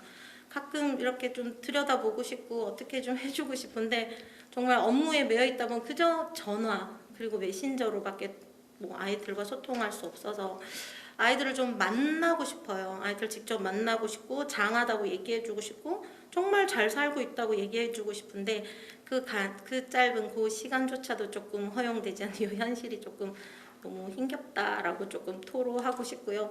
어쨌든 이런 말을 이렇게 멋있는 자리에서 여러분들 앞에서 얘기할 수 있게 기회를 주신 모든 분들께는 감사한 말씀을 전합니다. 네, 감사합니다. 토론을 듣다 보니까 또 울컥하는 게 있네요. 또 마음이 좀 우리 사회가 좀 더 고민하고 그렇게 좀 노력해야 될 문제라고 하는 것들은 이제 다 알고 있지만 현실적으로 이제 아직까지 많이 좀 부족하고 또 이런 것들이 좀 많은 요원한 사안들에 대해서 좀 울컥하는 상황도 있고 어쨌든 김윤현 전담 요원께서는 이제 그 실제로 이제 현장에서 좀 확대됐으면 좋겠다는 정책 위주로 좀 말씀해 주셨습니다. 그래서 정서적인 어떤 외로움 때문에 여러 가지 사기나 이런 것들도 당하는 사례를 저희 많이 보는데 그런 것들도 이제 그런 곳에서 기인한 것 같고요. 네, 또 이제 뭐 원가정 복귀라고 하는 것들이 실제로 이제 많은 분들이 이제 원가정 복귀라고 하는 것들을 가장 이제 좀 우선시되는 정책으로 또 말씀을 하시지만 또 현실에서 이제 그렇지 않은 부분들 고려될 사항도 있다는 것들 좀 확인해 주셨고요. 그래서 많은 분들이 이제 뭐 인력 확충이라든가 이제 예산 확충이라든가 이런 것들은 이제 계속 필요하다는 말씀을 계속 해주고 계십니다. 네, 이런 것들 좀 또 많은 좋은 또 말씀을 해줬습니다. 다시 한번 감사드리고요. 계속해서 이선영 팀장님의 토론 들어보도록 하겠습니다. 먼저 이렇게 보호 종료 아동 지원을 위한 토론에 참여하게 되어서 영광이고요. 저는 이제 토론문 제목을 미래가 아닌 현재의 자립 그리고 종료 없는 보호를 위하여라고 적어봤는데요. 많은 선생님들께서 앞에서 말씀해주신 것처럼 보호 종료가 보호 이후의 단계로 이제 분절되는 것이 아니라 전 생애에서 준비되어야 되는 거라고 생각한다면은. 저는 이제 시설 안에서 얼마나 이 아동들이 주체적인 삶을 경험하고 있는가, 얼마나 자립된 존재로서 시설에서 생활하고 있는가에 좀 주목할 필요가 있다라는 생각이 좀 들었습니다. 특히 이제 제가 이제 초록우산에서 일하면서 많은 시설 선생님들이나 아이들에게 들었던 말이 코로나 때문에 너무 답답하고 밖에도 못 나가고 그렇다는 얘기를 굉장히 많이 들었고요. 앞에 있는 편의점도 못 가고 학교 끝나고 친구들이랑 떡볶이 먹는 것도 눈치 보고 하고 근데 이게 사실은 시설 선생님들도 너무 아동들을 안타까워하면서도 지침이 굉장히 강력하게 내려왔기 때문에 어쩔 수 없다라는 말씀을 하고 정말 서로 힘든 상황이시더라고요. 이게 코로나 감염이 위험하니까 가만히 있으라고 하는 것이 과연 아동을 어떤 존재로 우리가 바라보고 있는가라는 생각을 좀 계속 하게 되고요. 만약에 가정에 있는 아동들이었다면 어땠을까라고 생각한다면 가끔씩 뭐 차 타고 바람도 쐬어줬을 테고 동네에 있는 놀이터 갈 때 허락받고 가지는 않았을 것 같습니다. 그래서 이렇게 저희가 그 이번 기회를 통해서도 시설이 아동들에게 정말 집이었는가에 대해서 좀 돌아보고 뭐 예를 들어 이런 감염병 같은 위험이 다시 온다면 지금도 현재 진행 중이지만 아동들을 방역의 주체로서 스스로 안전을 스스로 책임질 수 있는 그런 자립된 존재로 같이 생활하고 또 의견을 많이 서로 교환하는 그런 것이 바로 자립 준비가 아닐까라는 생각을 좀 했습니다. 또 뭐 이어지는 의견인데요.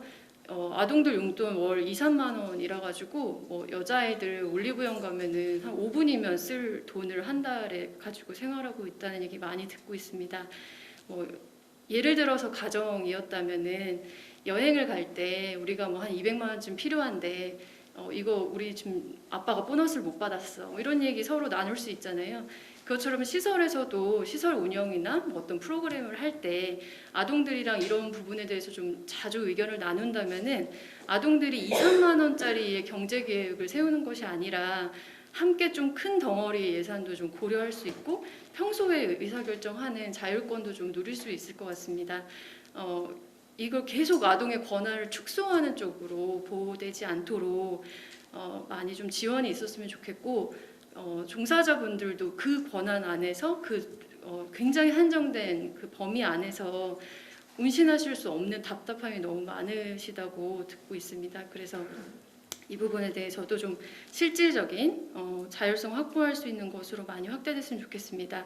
제가 토론문에 캡처를 해서 넣은 곳이 하나 있는데요. 이게 보장원의 자립 매뉴얼에 있는 그 내용이에요. 언제 결혼할 수 있을까요? 이런 질문에 여자는 16살, 남자는 18살. 이거 2007년에 개정된 법인데 아직까지 이렇게 돼 있더라고요. 이게 온라인에 그 탑재된 것만 이럴 수 있지만 얼마큼 우리가 이 자립 가이드를 업데이트하고 있지 않는지를 좀 보여준 단면이 아닐까라는 생각을 좀 해봤습니다. 그래서 앞에 김윤현 선생님께서도 말씀해주신 것처럼 그리고 신부님께서도 말씀해주신 것처럼 아동들 당사자가 본인들에게 필요한 것들, 본인들이 가장 좀 절실하게 원하는 교육을 좀 적기에 실시할 수 있도록 이 자립교육 컨텐츠 자체도 아동과 함께 아동의 참여권을 보장하는 방식으로 준비되었으면 좋겠고요.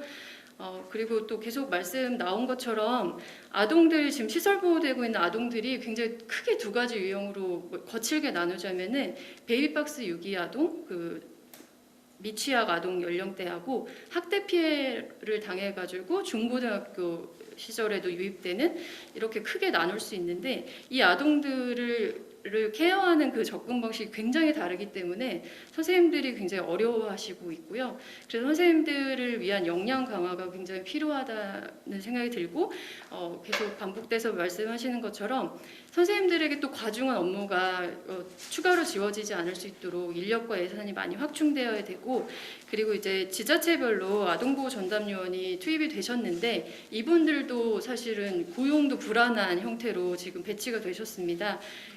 그래서 이 부분도 좀 해결하면서 자치구의 아동보호 전담 요원과 시설의 종사자분들이 계속 긴밀하게 소통하시면서 지역 내 자원 그리고 민간 자원을 계속 연결하도록 이 아동들을 위한 맞춤 지원이 가능하도록 적극적인 좀 대처가 필요할 것 같고요.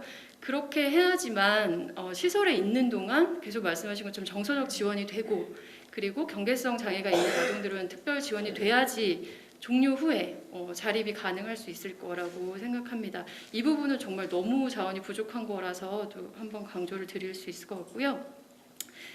그리고 자립 지원이 지금 앞에서 또 이제 교수님께서 말씀하신 것처럼 중도 퇴소하면 지원이 되지 않고 있는데 이것이 역으로 원가적으로 복귀하는 데 장애 요인이 되고 있습니다. 저희도 실제로 몇 가정 이제 얘기를 들어보면은 시설에 있는 동안 지원받고 있는 것들이 많은데 그것이 끊길 우려가 있기 때문에 원가적이 복귀할 가능성이 있음에도 불구하고 계속 연장하는 경우도 있거든요.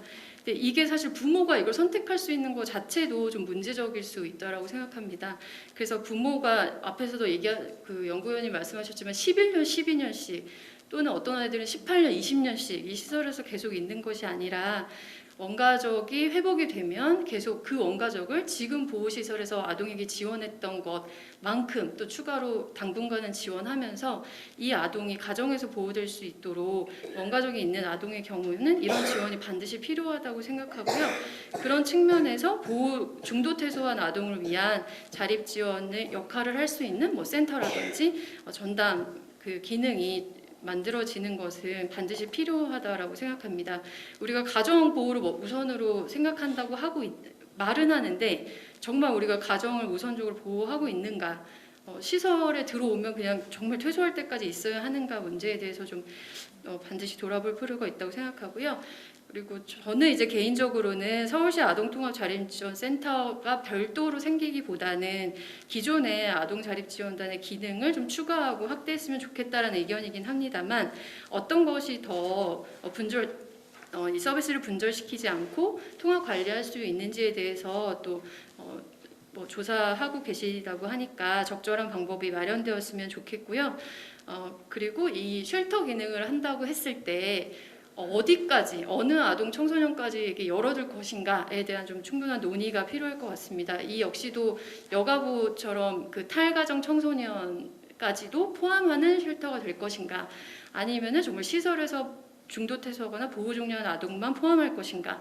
이 또한 칸막이가 되지 않도록 서울에 있는 아까도 말씀해 주신 것처럼 모든 아동을 케어할 수 있는 곳, 거기서 어쨌든 위기 상황에 놓여 있는 청소년이나 아동이 찾아오면 관련된 자원과 관련된 네트워크로 연결될 수 있도록 그런 기능을 좀 해야 하지 않을까.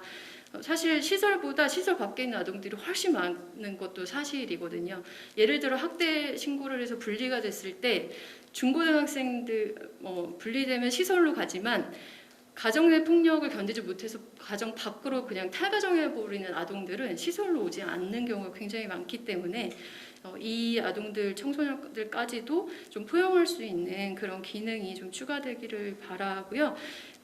그리고 부모의 친권 얘기하셨었는데 보호하고 있는 사람이 의무를 가지는 것이지 의무를 다하지 않는 사람이 권한을 갖는 것은 문제가 많고 굉장히 여러 가지 문제들이 부딪히고 계셔서 이 부분 역시 정리가 반드시 필요하다고 생각이 듭니다. 마지막으로 이 보호 종료된 아동들이 자신의 존재를 숨기고 살아가는 하는 것, 이게 바로 이제 혈연가족 중심의 뿌리 깊은 우리 문화와 그다음에 너 뭐 부모님은 어디 사시니, 뭐 형제는 어떻게 되니, 이런 질문들을 너무 당연하게 여기는 이런 사회 문화 때문일 수도 있을 것 같은데요.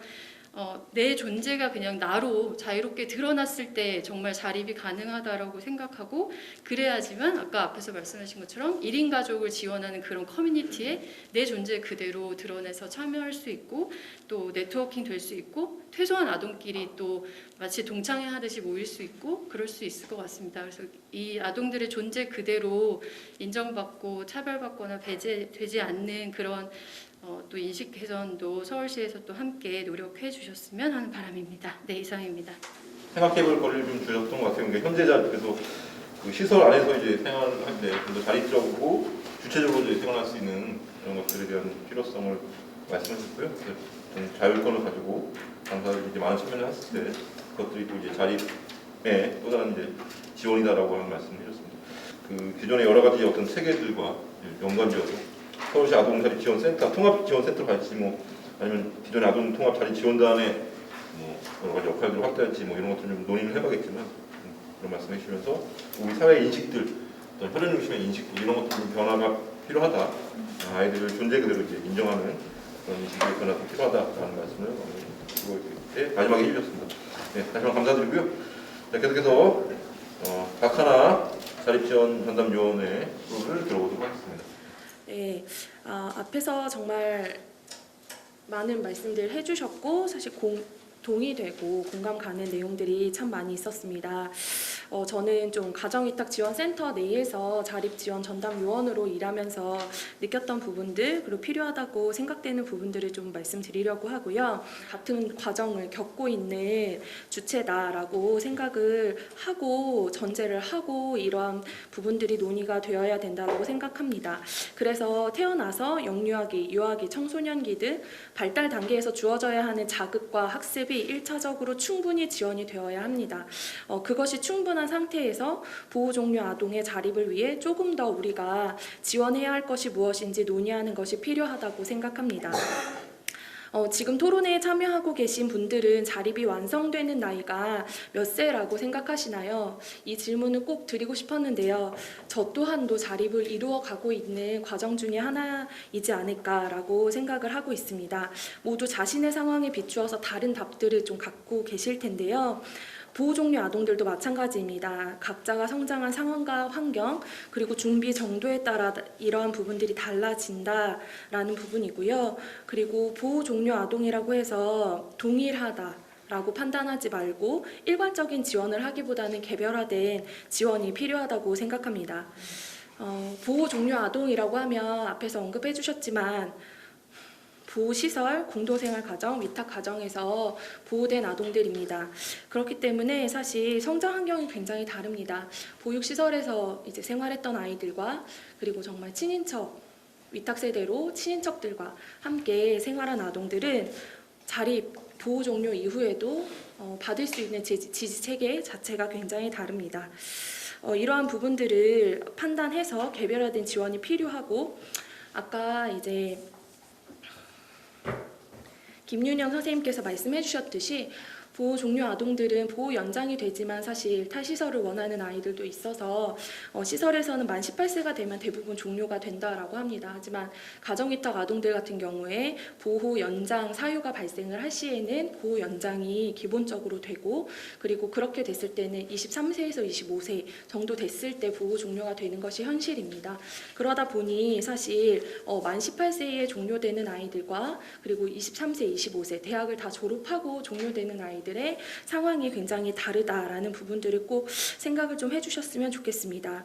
그래서 보호 종료 후에 5년간 사후 관리하는 부분을 연령으로 제한하거나 본인이 원할 시에는 사후 관리를 종결할 수 있는 제도가 개선됐으면 좋겠습니다. 만 18세에 종결이 돼서 만 5년이라고 하면 사실 24살, 5살밖에 되지 않습니다. 하지만 가정위탁으로 보호되다가 보호 연장이 되고 남자는 군대를 갔다 와서 대학을 졸업하게 되면 25세, 26세가 되는 경우들이 많이 있는데요. 그럴 경우에는 사실 5년간 사후관리라고 했을 때 30세가 넘어서까지 저희가 전화를 해서 자립 수준을 평가하는 그러한 질문들을 하게 됩니다. 그래서 종종 불편해하는 친구들도 좀 있는데요. 이러한 부분들을 종료 시점이 아닌 그 보호 종료 아동의 연령으로 좀 제한을 해서 지원을 하고 또 사후 관리에 대한 부분들까지도 적용이 될 수 있었으면 좋겠습니다. 그 다음 저도 사실 가장 중요하다고 생각한 부분이 심리 정서 지원인데요. 앞에서 많이 말씀해 주셨기 때문에 이 부분은 토론문을 대체하도록 하겠습니다.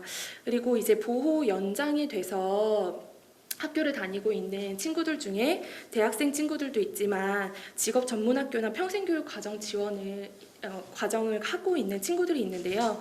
일반 대학교를 갔을 때에는 지원 혜택이 참 많이 있습니다. 국가장학금도 받을 수 있고 그리고 한국장학재단에서 대출도 굉장히 적은 이자로 받을 수 있지만 직업 전문학교와 평생교육과정은 그렇지 않습니다.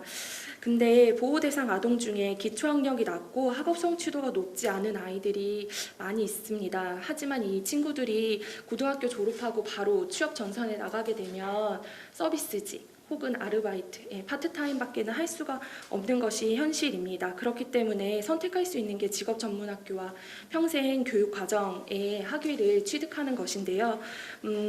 방금 말씀드렸듯이 대출도 장학금도 지원이 되지 않기 때문에 본인이 전액 부담을 해야 하고 아니면 은행에서 굉장히 높은 금리의 일반 대출을 받아야 합니다. 이것은 매우 큰 부담이어서 중도에 포기하는 상황들이 벌어지는데요. 조금 더 준비된 과정에서 아이들이 취업할 수 있도록 취업 준비와 학업을 위한 그러한 지원도 이루어졌으면 좋겠습니다. 그리고 네 번째로 경제적 지원 확대에서 개별화된 서비스 지원 확대로의 변화라고 제가 적었는데 보호 종료 아이들을 만나다 보면은 아까 말씀드렸듯이 관계가 있어야 아이들은 본인들의 그러한 필요들을 이야기하게 되고 그러한 부분들을 저희가 지원할 수 있는 그런 자원들이나 체계들을 좀 찾아볼 수 있는데요. 경제적인 지원이 어쩌다 보면은 그 아이와의 하나의 끈이 되는 경우들이 많이 있습니다. 지금 현재 자립 정착금과 자립 수당이 있는데 이러한 부분들을 경제적으로 지원을 하는 것뿐만이 아니라 그것이 어떻게 사용되고 있는지 그리고 그걸 사용했을 때 어떠한 또 긍정적인 부분들이 있는지 부족하지는 않는지 좀 더 면밀하게 모니터링할 수 있었으면 좋겠고 그러한 부분들을 하나의 끈, 하나의 인연으로 생각해서 아이들이 필요한 부분들을 이야기할 수 있었으면 좋겠고요. 따라서 목돈으로 일회성 지원을 하기보다는 자립을 위한 목적성에 맞는 서비스를 마련하는 것도 필요하다고 생각합니다. 예를 들어서 주거 마련에 어려움이 있다면 주거 지원으로, 그리고 공과금 납부나 생활비 지원들이 필요하다면 그에 맞는 바우처로, 그리고 가장 안타까운 상황이 대학을 굉장히 열심히 노력해서 갔지만 학자금은 어떻게 되더라도 교재비, 교통비, 그리고 기숙사비가 없어서 학업을 중단하겠다는 친구들이 이제 있을 때 가장 좀 안타까운 마음들이 있는데요. 이러한 아이들한테는 학비나 교재비 혹은 교육비 등을 감당할 수 있는 바우처들이 지원된다면 학업 중독 포기 학생들이 줄어들 것입니다. 제가 아까 자립을 이루는 연령이 언제인지 질문을 좀 드렸던 것처럼 자립을 위해 누가 필요할까라는 질문을 좀 드리고 싶습니다. 앞에서 많이 말씀을 해주셨지만 우리 아이들은 믿을 수 있는, 신뢰할 수 있는 성인 한 명이 없어서 자신의 그런 선택의 기로에 놓여 있을 때 누군가한테 조언을 얻기가 참 쉽지 않습니다. 그렇기 때문에 자립지원 전담 요원들이 그러한 관계망이 될 수 있는 그러한 현장이었으면 좋겠고요. 제 토론문에 아주 자세하게 자립지원 전담 요원이 얼마나 부족한지 적어놨습니다.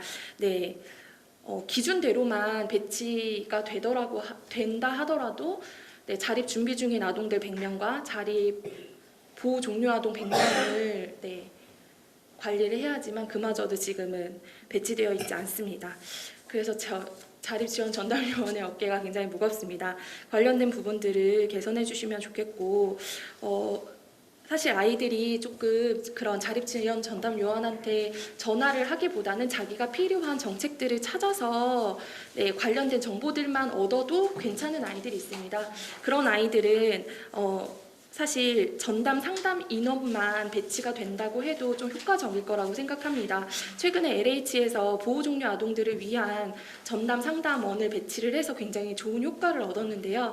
마찬가지로 보건복지상담센터나 혹은 서울시 같은 경우 다산 콜센터 안에 보호 종료 아동들이 이제 받을 수 있는 혜택과 혹은 그 혜택 정책들을 어떻게 신청하고 본인들이 어떠한 준비를 할 수 있는지를 전담으로 상담할 수 있는 인력만 소수라도 배치를 할 수 있다면 아이들이 어렵지 않게 그러한 접근들을 할 수 있는 아이들은 접근이 가능할 것 같습니다. 현재는 보호종료 아동에 대한 관심이 시작 단계이기 때문에 개별화된 제도 마련에 어려운 부분이 있겠지만 단계적으로 강화해 나감으로써 불필요한 지원은 줄어들고 대상별 필요한 서비스는 강화해 나가는 정책의 변화가 필요하겠습니다. 이상입니다.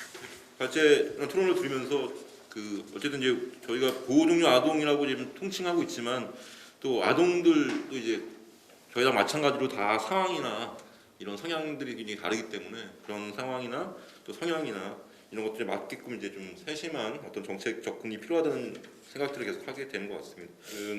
5년간 보호종료 5년간 이제 사후 관리하는 부분이 있는데 그것들을 연령이라든가 아니면 본인이 원하시에 그런 것들을 좀 더 종결할 수 있는 것들이 필요하다라고 말씀을 해줬고요.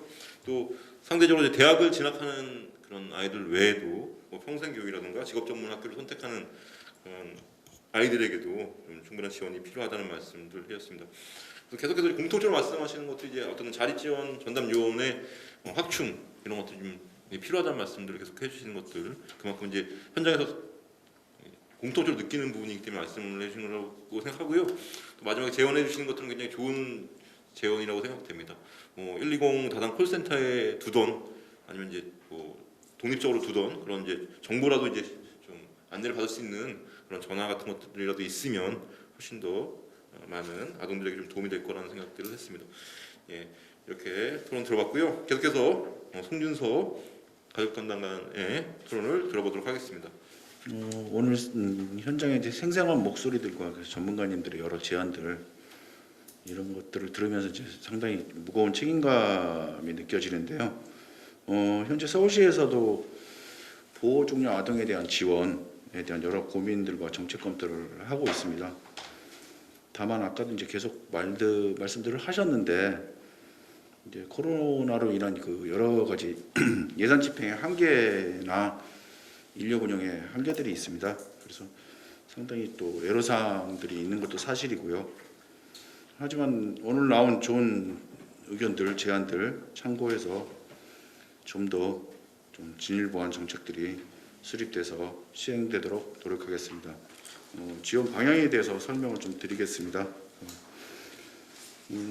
보호 종료 아동들이 일반적으로 가장 어려워하는 점들은 이제 경제적인 어려움과 이제 주거 문제 뭐 이런 것들이고요. 그래서 그 보건복지부에서도 보호 종료 후에 생활, 경제, 주거 분야에 대한 상담이 가장 큰 비중을 차지하고 있습니다. 그래서 이런 것들에 대한 대책이 필요하다는 것을 나타내고 있습니다.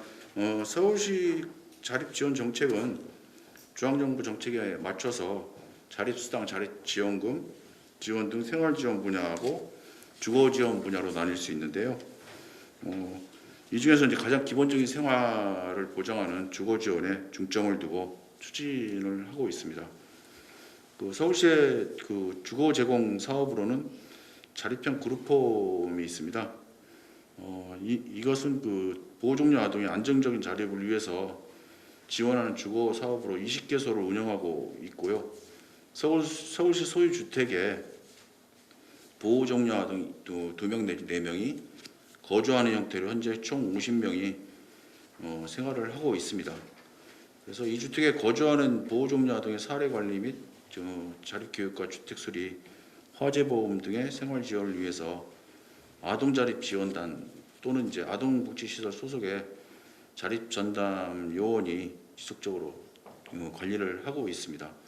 또 자립 생활관 3개소를 운영하여 취업 준비 기간 또는 취업 후에 일정 기간 보호 종료 아동을 보호함으로써 안정적인 자립을 지원하고 있으며 현재 총 70여 명의 아동이 생활을 하고 있습니다. 이외에도 SH 청년 임대 주택 지원 서비스는 이제 작년에 본격적으로 지원을 하기 시작했는데요. 작년에 7호를 지원을 했고 올해에는 46호, 2022년부터 24년까지 매년 50호씩 확대 공급할 예정입니다. 그리고 저희가 아까도 나왔는데 이게 이제 법사항인데요. 서울시의 이제 보호 종료 기간이 현행 이제 18세로 되어 있습니다. 이런 것들에 대한 어떤 개선, 그러니까 법 개정 이런 것들을 지속적으로 저희가 이제 중앙부처에 건의를 할 예정이고요. 저희가 꿈나무 마을에 제가 이제 올 1월에 왔는데 아마 작년에 꿈나무 마을에 이제 아동자립 통합지원센터 컨트롤 타워를 할 수 있는 이런 것들을 이제 설립할 계획을 잡고 추진을 하다가 그쪽 지역에 이제 여러 가지 그 꿈나무 마을에 대한 그 여러 가지 또 지역 주민들이나 뭐 이런 복잡한 교육청 뭐 이런 복잡한 이해관계가 있습니다. 그러다 보니까 그것을 잠시 이제 멈추고 지금 현재 꿈나무 마을에 대한 그 용역을 하고 있습니다. 그래서 이 용역이 끝나는 대로 서울시 입장은 아동자립 통합지원센터를 통해서 보호 종료 아동에 대한 컨트롤 타워 역할을 하고 아까도 뭐 말씀을 하셨는데 어떤 분은 어떤 전화 상담이나 이런 것들도 이쪽에서 할 수 있는 그런 체계를 저희가 생각하고 있습니다. 그리고 저희가 아직 확정된 건 아닌데 몇 가지 이제 올해 지금 현 상태에서 좀 이렇게 저희가 좀 개선할 수 있는 방안들, 지원을 개선할 수 있는 방안들을 지금 추진을 하고 있습니다. 그래서 일단 대학 입학금 지원 문제 아까도 이제 말씀들을 하셨는데요. 이게 지금 일회성으로 입학할 때 이제 300만 원 딱 지원하고 끝나거든요. 근데 사실은 4년을 다녀야 되는 거기 때문에 이 학생이 이 종료 아동이 4년 동안 졸업할 때까지 매년 동일한 금액이 지원돼야 될 것으로 보입니다. 그래서 이것들은 뭐 1학년, 2학년, 3학년, 4학년 해서 4번 지원하는 것으로 좀 개선을 저희가 하려고 좀 노력 중에 있고요. 이것들은 이제 의회에서 의원님들이 좀 협조를 좀 해주시고 지원을 해주셔야 될 문제라고 생각합니다. 그리고 저희가 SH 임대주택을 이제 대폭 확장을 해서 지원을 할 예정인데요. 이게 이제 좀 LH 임대주택에는 이제 각종 뭐 임차료나 주거환경 조성비나 사례관리비, 뭐 인건비 뭐 이런 것들이 이제 지원이 되는데 저희가 이제 법 사항이 아니다 보니까 SH는 이런 지원들이 안 됩니다. 그래서 저희가 이걸 이제 전액 이제 12로 추진을 해야 되는 좀 어려움이 있습니다. 이제 이게 보건복지부에서 사실 이제 예산이 지원이 내려오면 5대5 매칭을 하면 저희가 예산 확보하기도 좋고 추진하기도 좋은데 만약에 이제 그게 안 된다면 시에서 이제 전액 예산을 확보해서 이런 것들을 지원해야 되는데 이런 이제 모순된 점 똑같은 그 임대주택에 들어가는데 LH하고 SH하고 지원이 다른 이런 점들은 좀 개선이 될 수 있도록 저희가 지속적으로 한번 노력을 해보겠습니다. 그리고 저희가 아까도 이제 계속 이제 얘기들이 나왔는데 자립 체험 이제 프로그램이나 어떤 심리적 상담 이런 것들도 저희가 좀 강화를 해서 일단 올해 작년까지는 안 했던 건데 60명을 대상으로 3박 4일간 그 자립체험 프로그램을 운영할 예정입니다. 그래서 여기서 뭐 요리 체험이나 집 구하기, 집 정리 아니면 뭐 위기 관리 이런 것들을 체험 프로그램을 통해서 조금 이제 실질적으로 이 자립 아동들이 좀 자립할 수 있는 어떤 이런 체험들을 할 수 있도록 뭐 이런 프로그램도 할 예정이고요. 전담요원 오늘 이제 제일 많이 나왔던 얘기가 이제 전담요원 확충하고 지원단 역할 강화들인데 이것도 뭐 저희 기본적인 방향은 저희 뭐 분명히 확충이 돼야 되고 그 필요성에 대해서는 분명히 공감을 하고요. 뭐 아까도 뭐 말씀들을 하셨지만 이제 뭐 예산하고 인력 부분은 여러 가지 이제 여건들이 이제 허용이 되는 한도에서 저희가 지속적으로 한번 노력을 해 보겠습니다. 그리고 심리적인 지원 부분도 지금 이제 보호종료아동의 심리상담 지원이 거의 없는 상태입니다. 그래서 시설별로 상담 지도원을 최소 한 명이 근무할 수 있도록 저희가 추진할 예정입니다. 또 심리상담 바우처 제도를 한번 도입해 보도록 할 예정이고요. 중장기적으로는 아까도 말씀드렸지만 뭐 시설별 서비스별로 이제 단절되어 있잖아요. 이런 것들을 좀 통합할 수 있는 어떤 조직들이 필요하다. 그래서 어떤 자립 지원 사업단의 어떤 기능 이런 것들을 확장을 하고 인원을 확장을 할 필요성이 있고요. 꿈나무 마을의 이제 공간 개편을 통해서 시에 이제 통합할 수 있는 자립 지원 통합센터를 건립해서 이런 문제들을 좀 컨트롤 타워할 수 있는 그런 방안들을 검토해 보겠습니다. 이상입니다.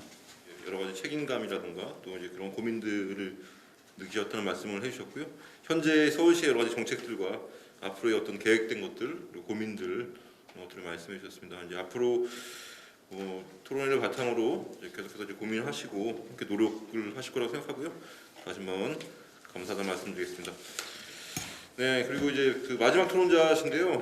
어렵게 좀 자리를 해주셨습니다. 오늘 청년 당사자로서 함께 해주셨습니다. 우리 김충환 청년의 토론 계속해서 들어보도록 하겠습니다. 네.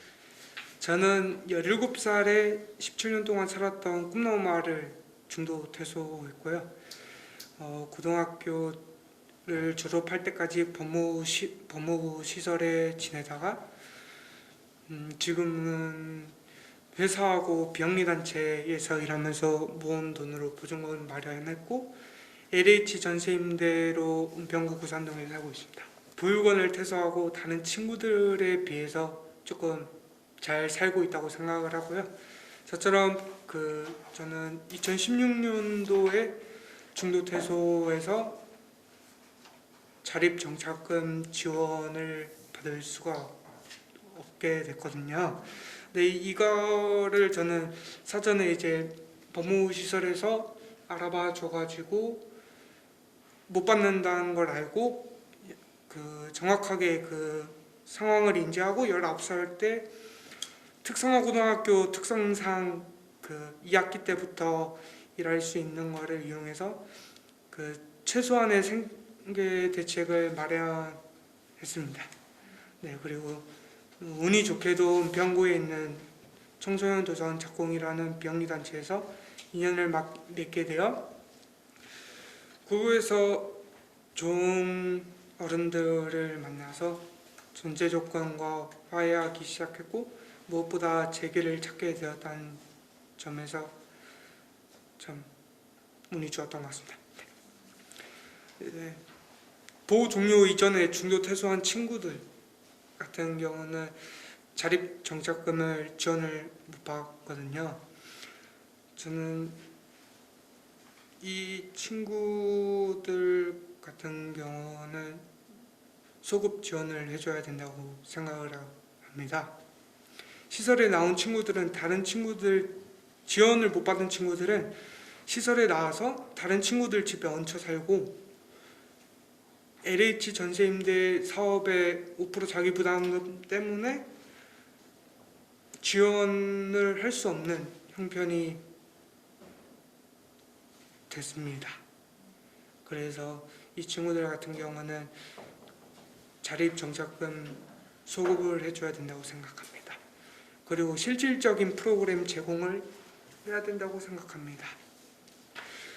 세상 밖에 나가 실제 삶에 도움이 되는 실질적인 프로그램을 제공해줘야 된다고 생각합니다. 시설에서 살면서 교육은 많이 받습니다. 프로그램 같은 경우도 많이 합니다. 근데 그 교육이 현실적인 경험을 해본 적이 없기 때문에 그냥 한 귀로 듣고 한 귀로 흐릅니다. 돈을 모으는 법을 가르쳐주지 돈을 현명하게 그리고 잘 쓰는 법을 가르쳐주는 게 아니기 때문에 아이들이 실질적인 실감을 느낄 때까지 이 프로그램의 중요성을 아직 잘 모르거든요. 또는 회사에서 돈을 번다고 해도 요리하는 법을 대부분 월급 모르기 때문에 요리하는 걸 모르기 때문에 대부분 월급을 배달 음식에 지출이 큽니다. 또한 공과금 납부, 월세 등 납부하는 법마저 모르는 친구들도 많습니다. 정해진 규정 속의 시설에서 청소나 빨래, 요리를 다 해주었던 청소년기와 청년기를 살았던 친구들이기 때문에 독립은 했지만 집안 청소, 빨래, 분리수거, 쓰레기 배출 등등 잘 모르는 친구들이 많습니다.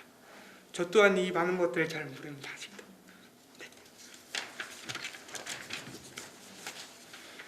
그래서 생활적 측면들을 채워줄 수 있는 실질적인 살아가는 데 도움이 되는 프로그램이 행해져야 된다고 생각합니다. 그리고 자립지원금 부족입니다. 자립정착금은 2회에 지급되어야 한다고 생각합니다. 생활시설에 19년을 지내고 세상 나갈 때 당장 생계를 해결하기 위해 주어진 정착금 1차적으로 지금처럼 지급되어야 한다고 생각합니다. 하지만 만 19세로 퇴소한 친구들은 태어나서 처음으로 만져보는 거금이기 때문에 지혜롭게 쓰기는 어렵습니다. 그동안 가지지 못했던 것, 누리지 못했던 것에 대한 돈을 상당 부분 쓰고 있습니다. 물론 그렇게 쓰고 나서 다시 원점으로 돌아와 생계를 해결하기 위해 아르바이트와 막일을 해야 합니다. 취업한 친구들이 사회초년생으로서 지출해야 하는 항목도 만만치 않습니다. 게다가 LH 전세임대 사업의 자부담으로 대부분 쓰이기 때문에 시설 퇴소한 후 걱정이 쌓이긴 마찬가지입니다. 중도 퇴소자인 경우 이 정착금마저 받지 못하기 때문에 생활고에 시달리게 됩니다. 만기 퇴소든 중도 퇴소든 정착금 지원은 차별 지급되어서는 안 된다고 생각합니다. 저는 만 24세가 되면 자립지원금 형태의 2차 지원이 지급되어야 한다고 생각합니다. 4년 동안 자신이 하고 싶은 것을 포기하고 산다는 것, 이건 참 힘들고 슬픈 일입니다. 여러분은 20대라는 나이에 무엇을 하셨습니까? 보육원을 나서자마자 자기의 의식주를 해결해야 하는 저희들에게도 삶을 선택할 수 있었다면 당연히 다른 삶의 조건을 선택했을 것입니다. 시설을 퇴소한 후 자기개발이나 여행, 여가생활 너무 가지고 싶지만 최소한의 의식주를 해결해 한 후라 달래면 미룹니다. 하지만 아무리 이래도 의식주 해결만으로도 빠듯하고 꿈꾸는 시간은 아직 먼 현실입니다. 그래서 이 시기에 자립정착금 이자를 지급하여 자기개발, 자기통찰의 기회를 주어진다면 보다 건강한 사회 구성원으로서 성장하는 데 든든한 응원이 될 것입니다. 물론 프로그램 지원도 좋습니다. 하지만 지원을 할 수 있는 대상이 한정적이기 때문에 프로그램 진입 장벽 한정적이고 뿐만 아니라 프로그램 진입 장벽이 매우 높습니다. 그래서 저는 지원금을 지급하는 게 가장 합리적이라고 생각합니다. 복지 정보 제공. 한국은 대부분 보편화된 시스템은 보호자 동의 및 가족에 대한 동의가 필요합니다. 하지만 보호자나 가족이 없는 저와 같은 친구들은 시스템을 이용할 때마다 난감합니다. 물론 출생지를 입력하여 할 수 있는 업무들도 있습니다. 하지만 많은 친구들이 출생지를 모릅니다. 그래서 고객센터로 전화를 합니다. 하지만 전화 문의를 하고 나면 분노와 억울한 감정이 올라옵니다. 나도 대한민국 국민인데 왜 이런 배려를 받지 못할까? 라는 생각도 속으로 욕도 많이 합니다. 또한 자신이 혜택을 받을 수 있는 복지인지를 알기 위해 전화를 하면 정확한 시스템을 알고 있는 창구는 없습니다. 물론 저는 운이 좋았기 때문에 작공이라는 곳에서 문제를 해결해 주셨습니다. 이런 곳을 알지 못한 친구들은 여전히 그러한 불편함을 안고 끙끙 앓고 있습니다. 제대로 자립하기 위해 이런 정보 제공을 복지 제도를 누릴 수 있도록 행정 서류를 지원해주는 기관, 각 지역마다 거점이 있어야 된다고 생각합니다. 보호 종료 아동이 아닌 청년으로 사회 구성원으로 인정을 해줘야 된다고 생각합니다. 저와 친구들에게 누구의 아들, 누구의 딸 대신 보호 종료 아동이라는 용어가 따라다닙니다. 만 19세까지 보호 종료가 되었기 때문입니다. 분류상 명명대 명사가 된 것은 이해가 됩니다. 하지만 50이 넘은 시설 선배도 23살인 저도 보호 종료 아동으로 불립니다. 보호 종료 아동이 아닌 보호 종료 청년으로 더 나아갈 수 있다면 다른 명사와 명명되었으면 합니다. 친구들과 저의 삶은 비록 보호받아야 할 아동으로 시작했지만 저희는 이제 보호 대상을 보호할 줄 아는 어엿한 사회 구성원으로서 삶을 살아가고 있기 때문입니다. 보호 종료라는 사회적 명칭은 저희에게 주는 것이처럼 느껴지기 때문입니다. 보호 종료 아동이란 명칭을 보호 종료 청년으로 더 나아가는 다르게 명명되기를 바랍니다. 사회적 관계 중심 역할. 시설에서 성장한 저희는 퇴소 후에 사회적 안정망이 필요합니다. 가정이 있는 친구들은 부모님이 최소한의 사회적 안정망 역할을 해줍니다. 여유도 누리며 멀리 보고 자기개발도 하고 싶지만 의식주 해결을 위해 일에 매진하거나 수급자의 틀에서 못 벗어나고 있습니다. 일을 그만두면 수입이 없기 때문에 일을 빨리 구해야 한다는 압박 속에 살고 수급자 친구들은 수급자를 유지하기 위해 그리고 수급비를 받기 위해 일을 포기합니다. 대학도 가보고 싶고 친구들이랑 놀아보고 싶고 다양한 경험도 하고 싶고 대부분의 사람들은 누리는 평범한 일상을 살고 싶은 친구들이 많습니다. 하지만 불안감 속에 일을 계속 손에서 못 대고 그냥 꾸역꾸역 살아가는 친구들이 많습니다. 하지만 불안감 속에 저는 그나마 운이 좋아 작공을 만났고 작공 선생님들의 도움으로 꿈을 포기하지 않고 대학에 진학을 하여 지금 이 자리에 설 수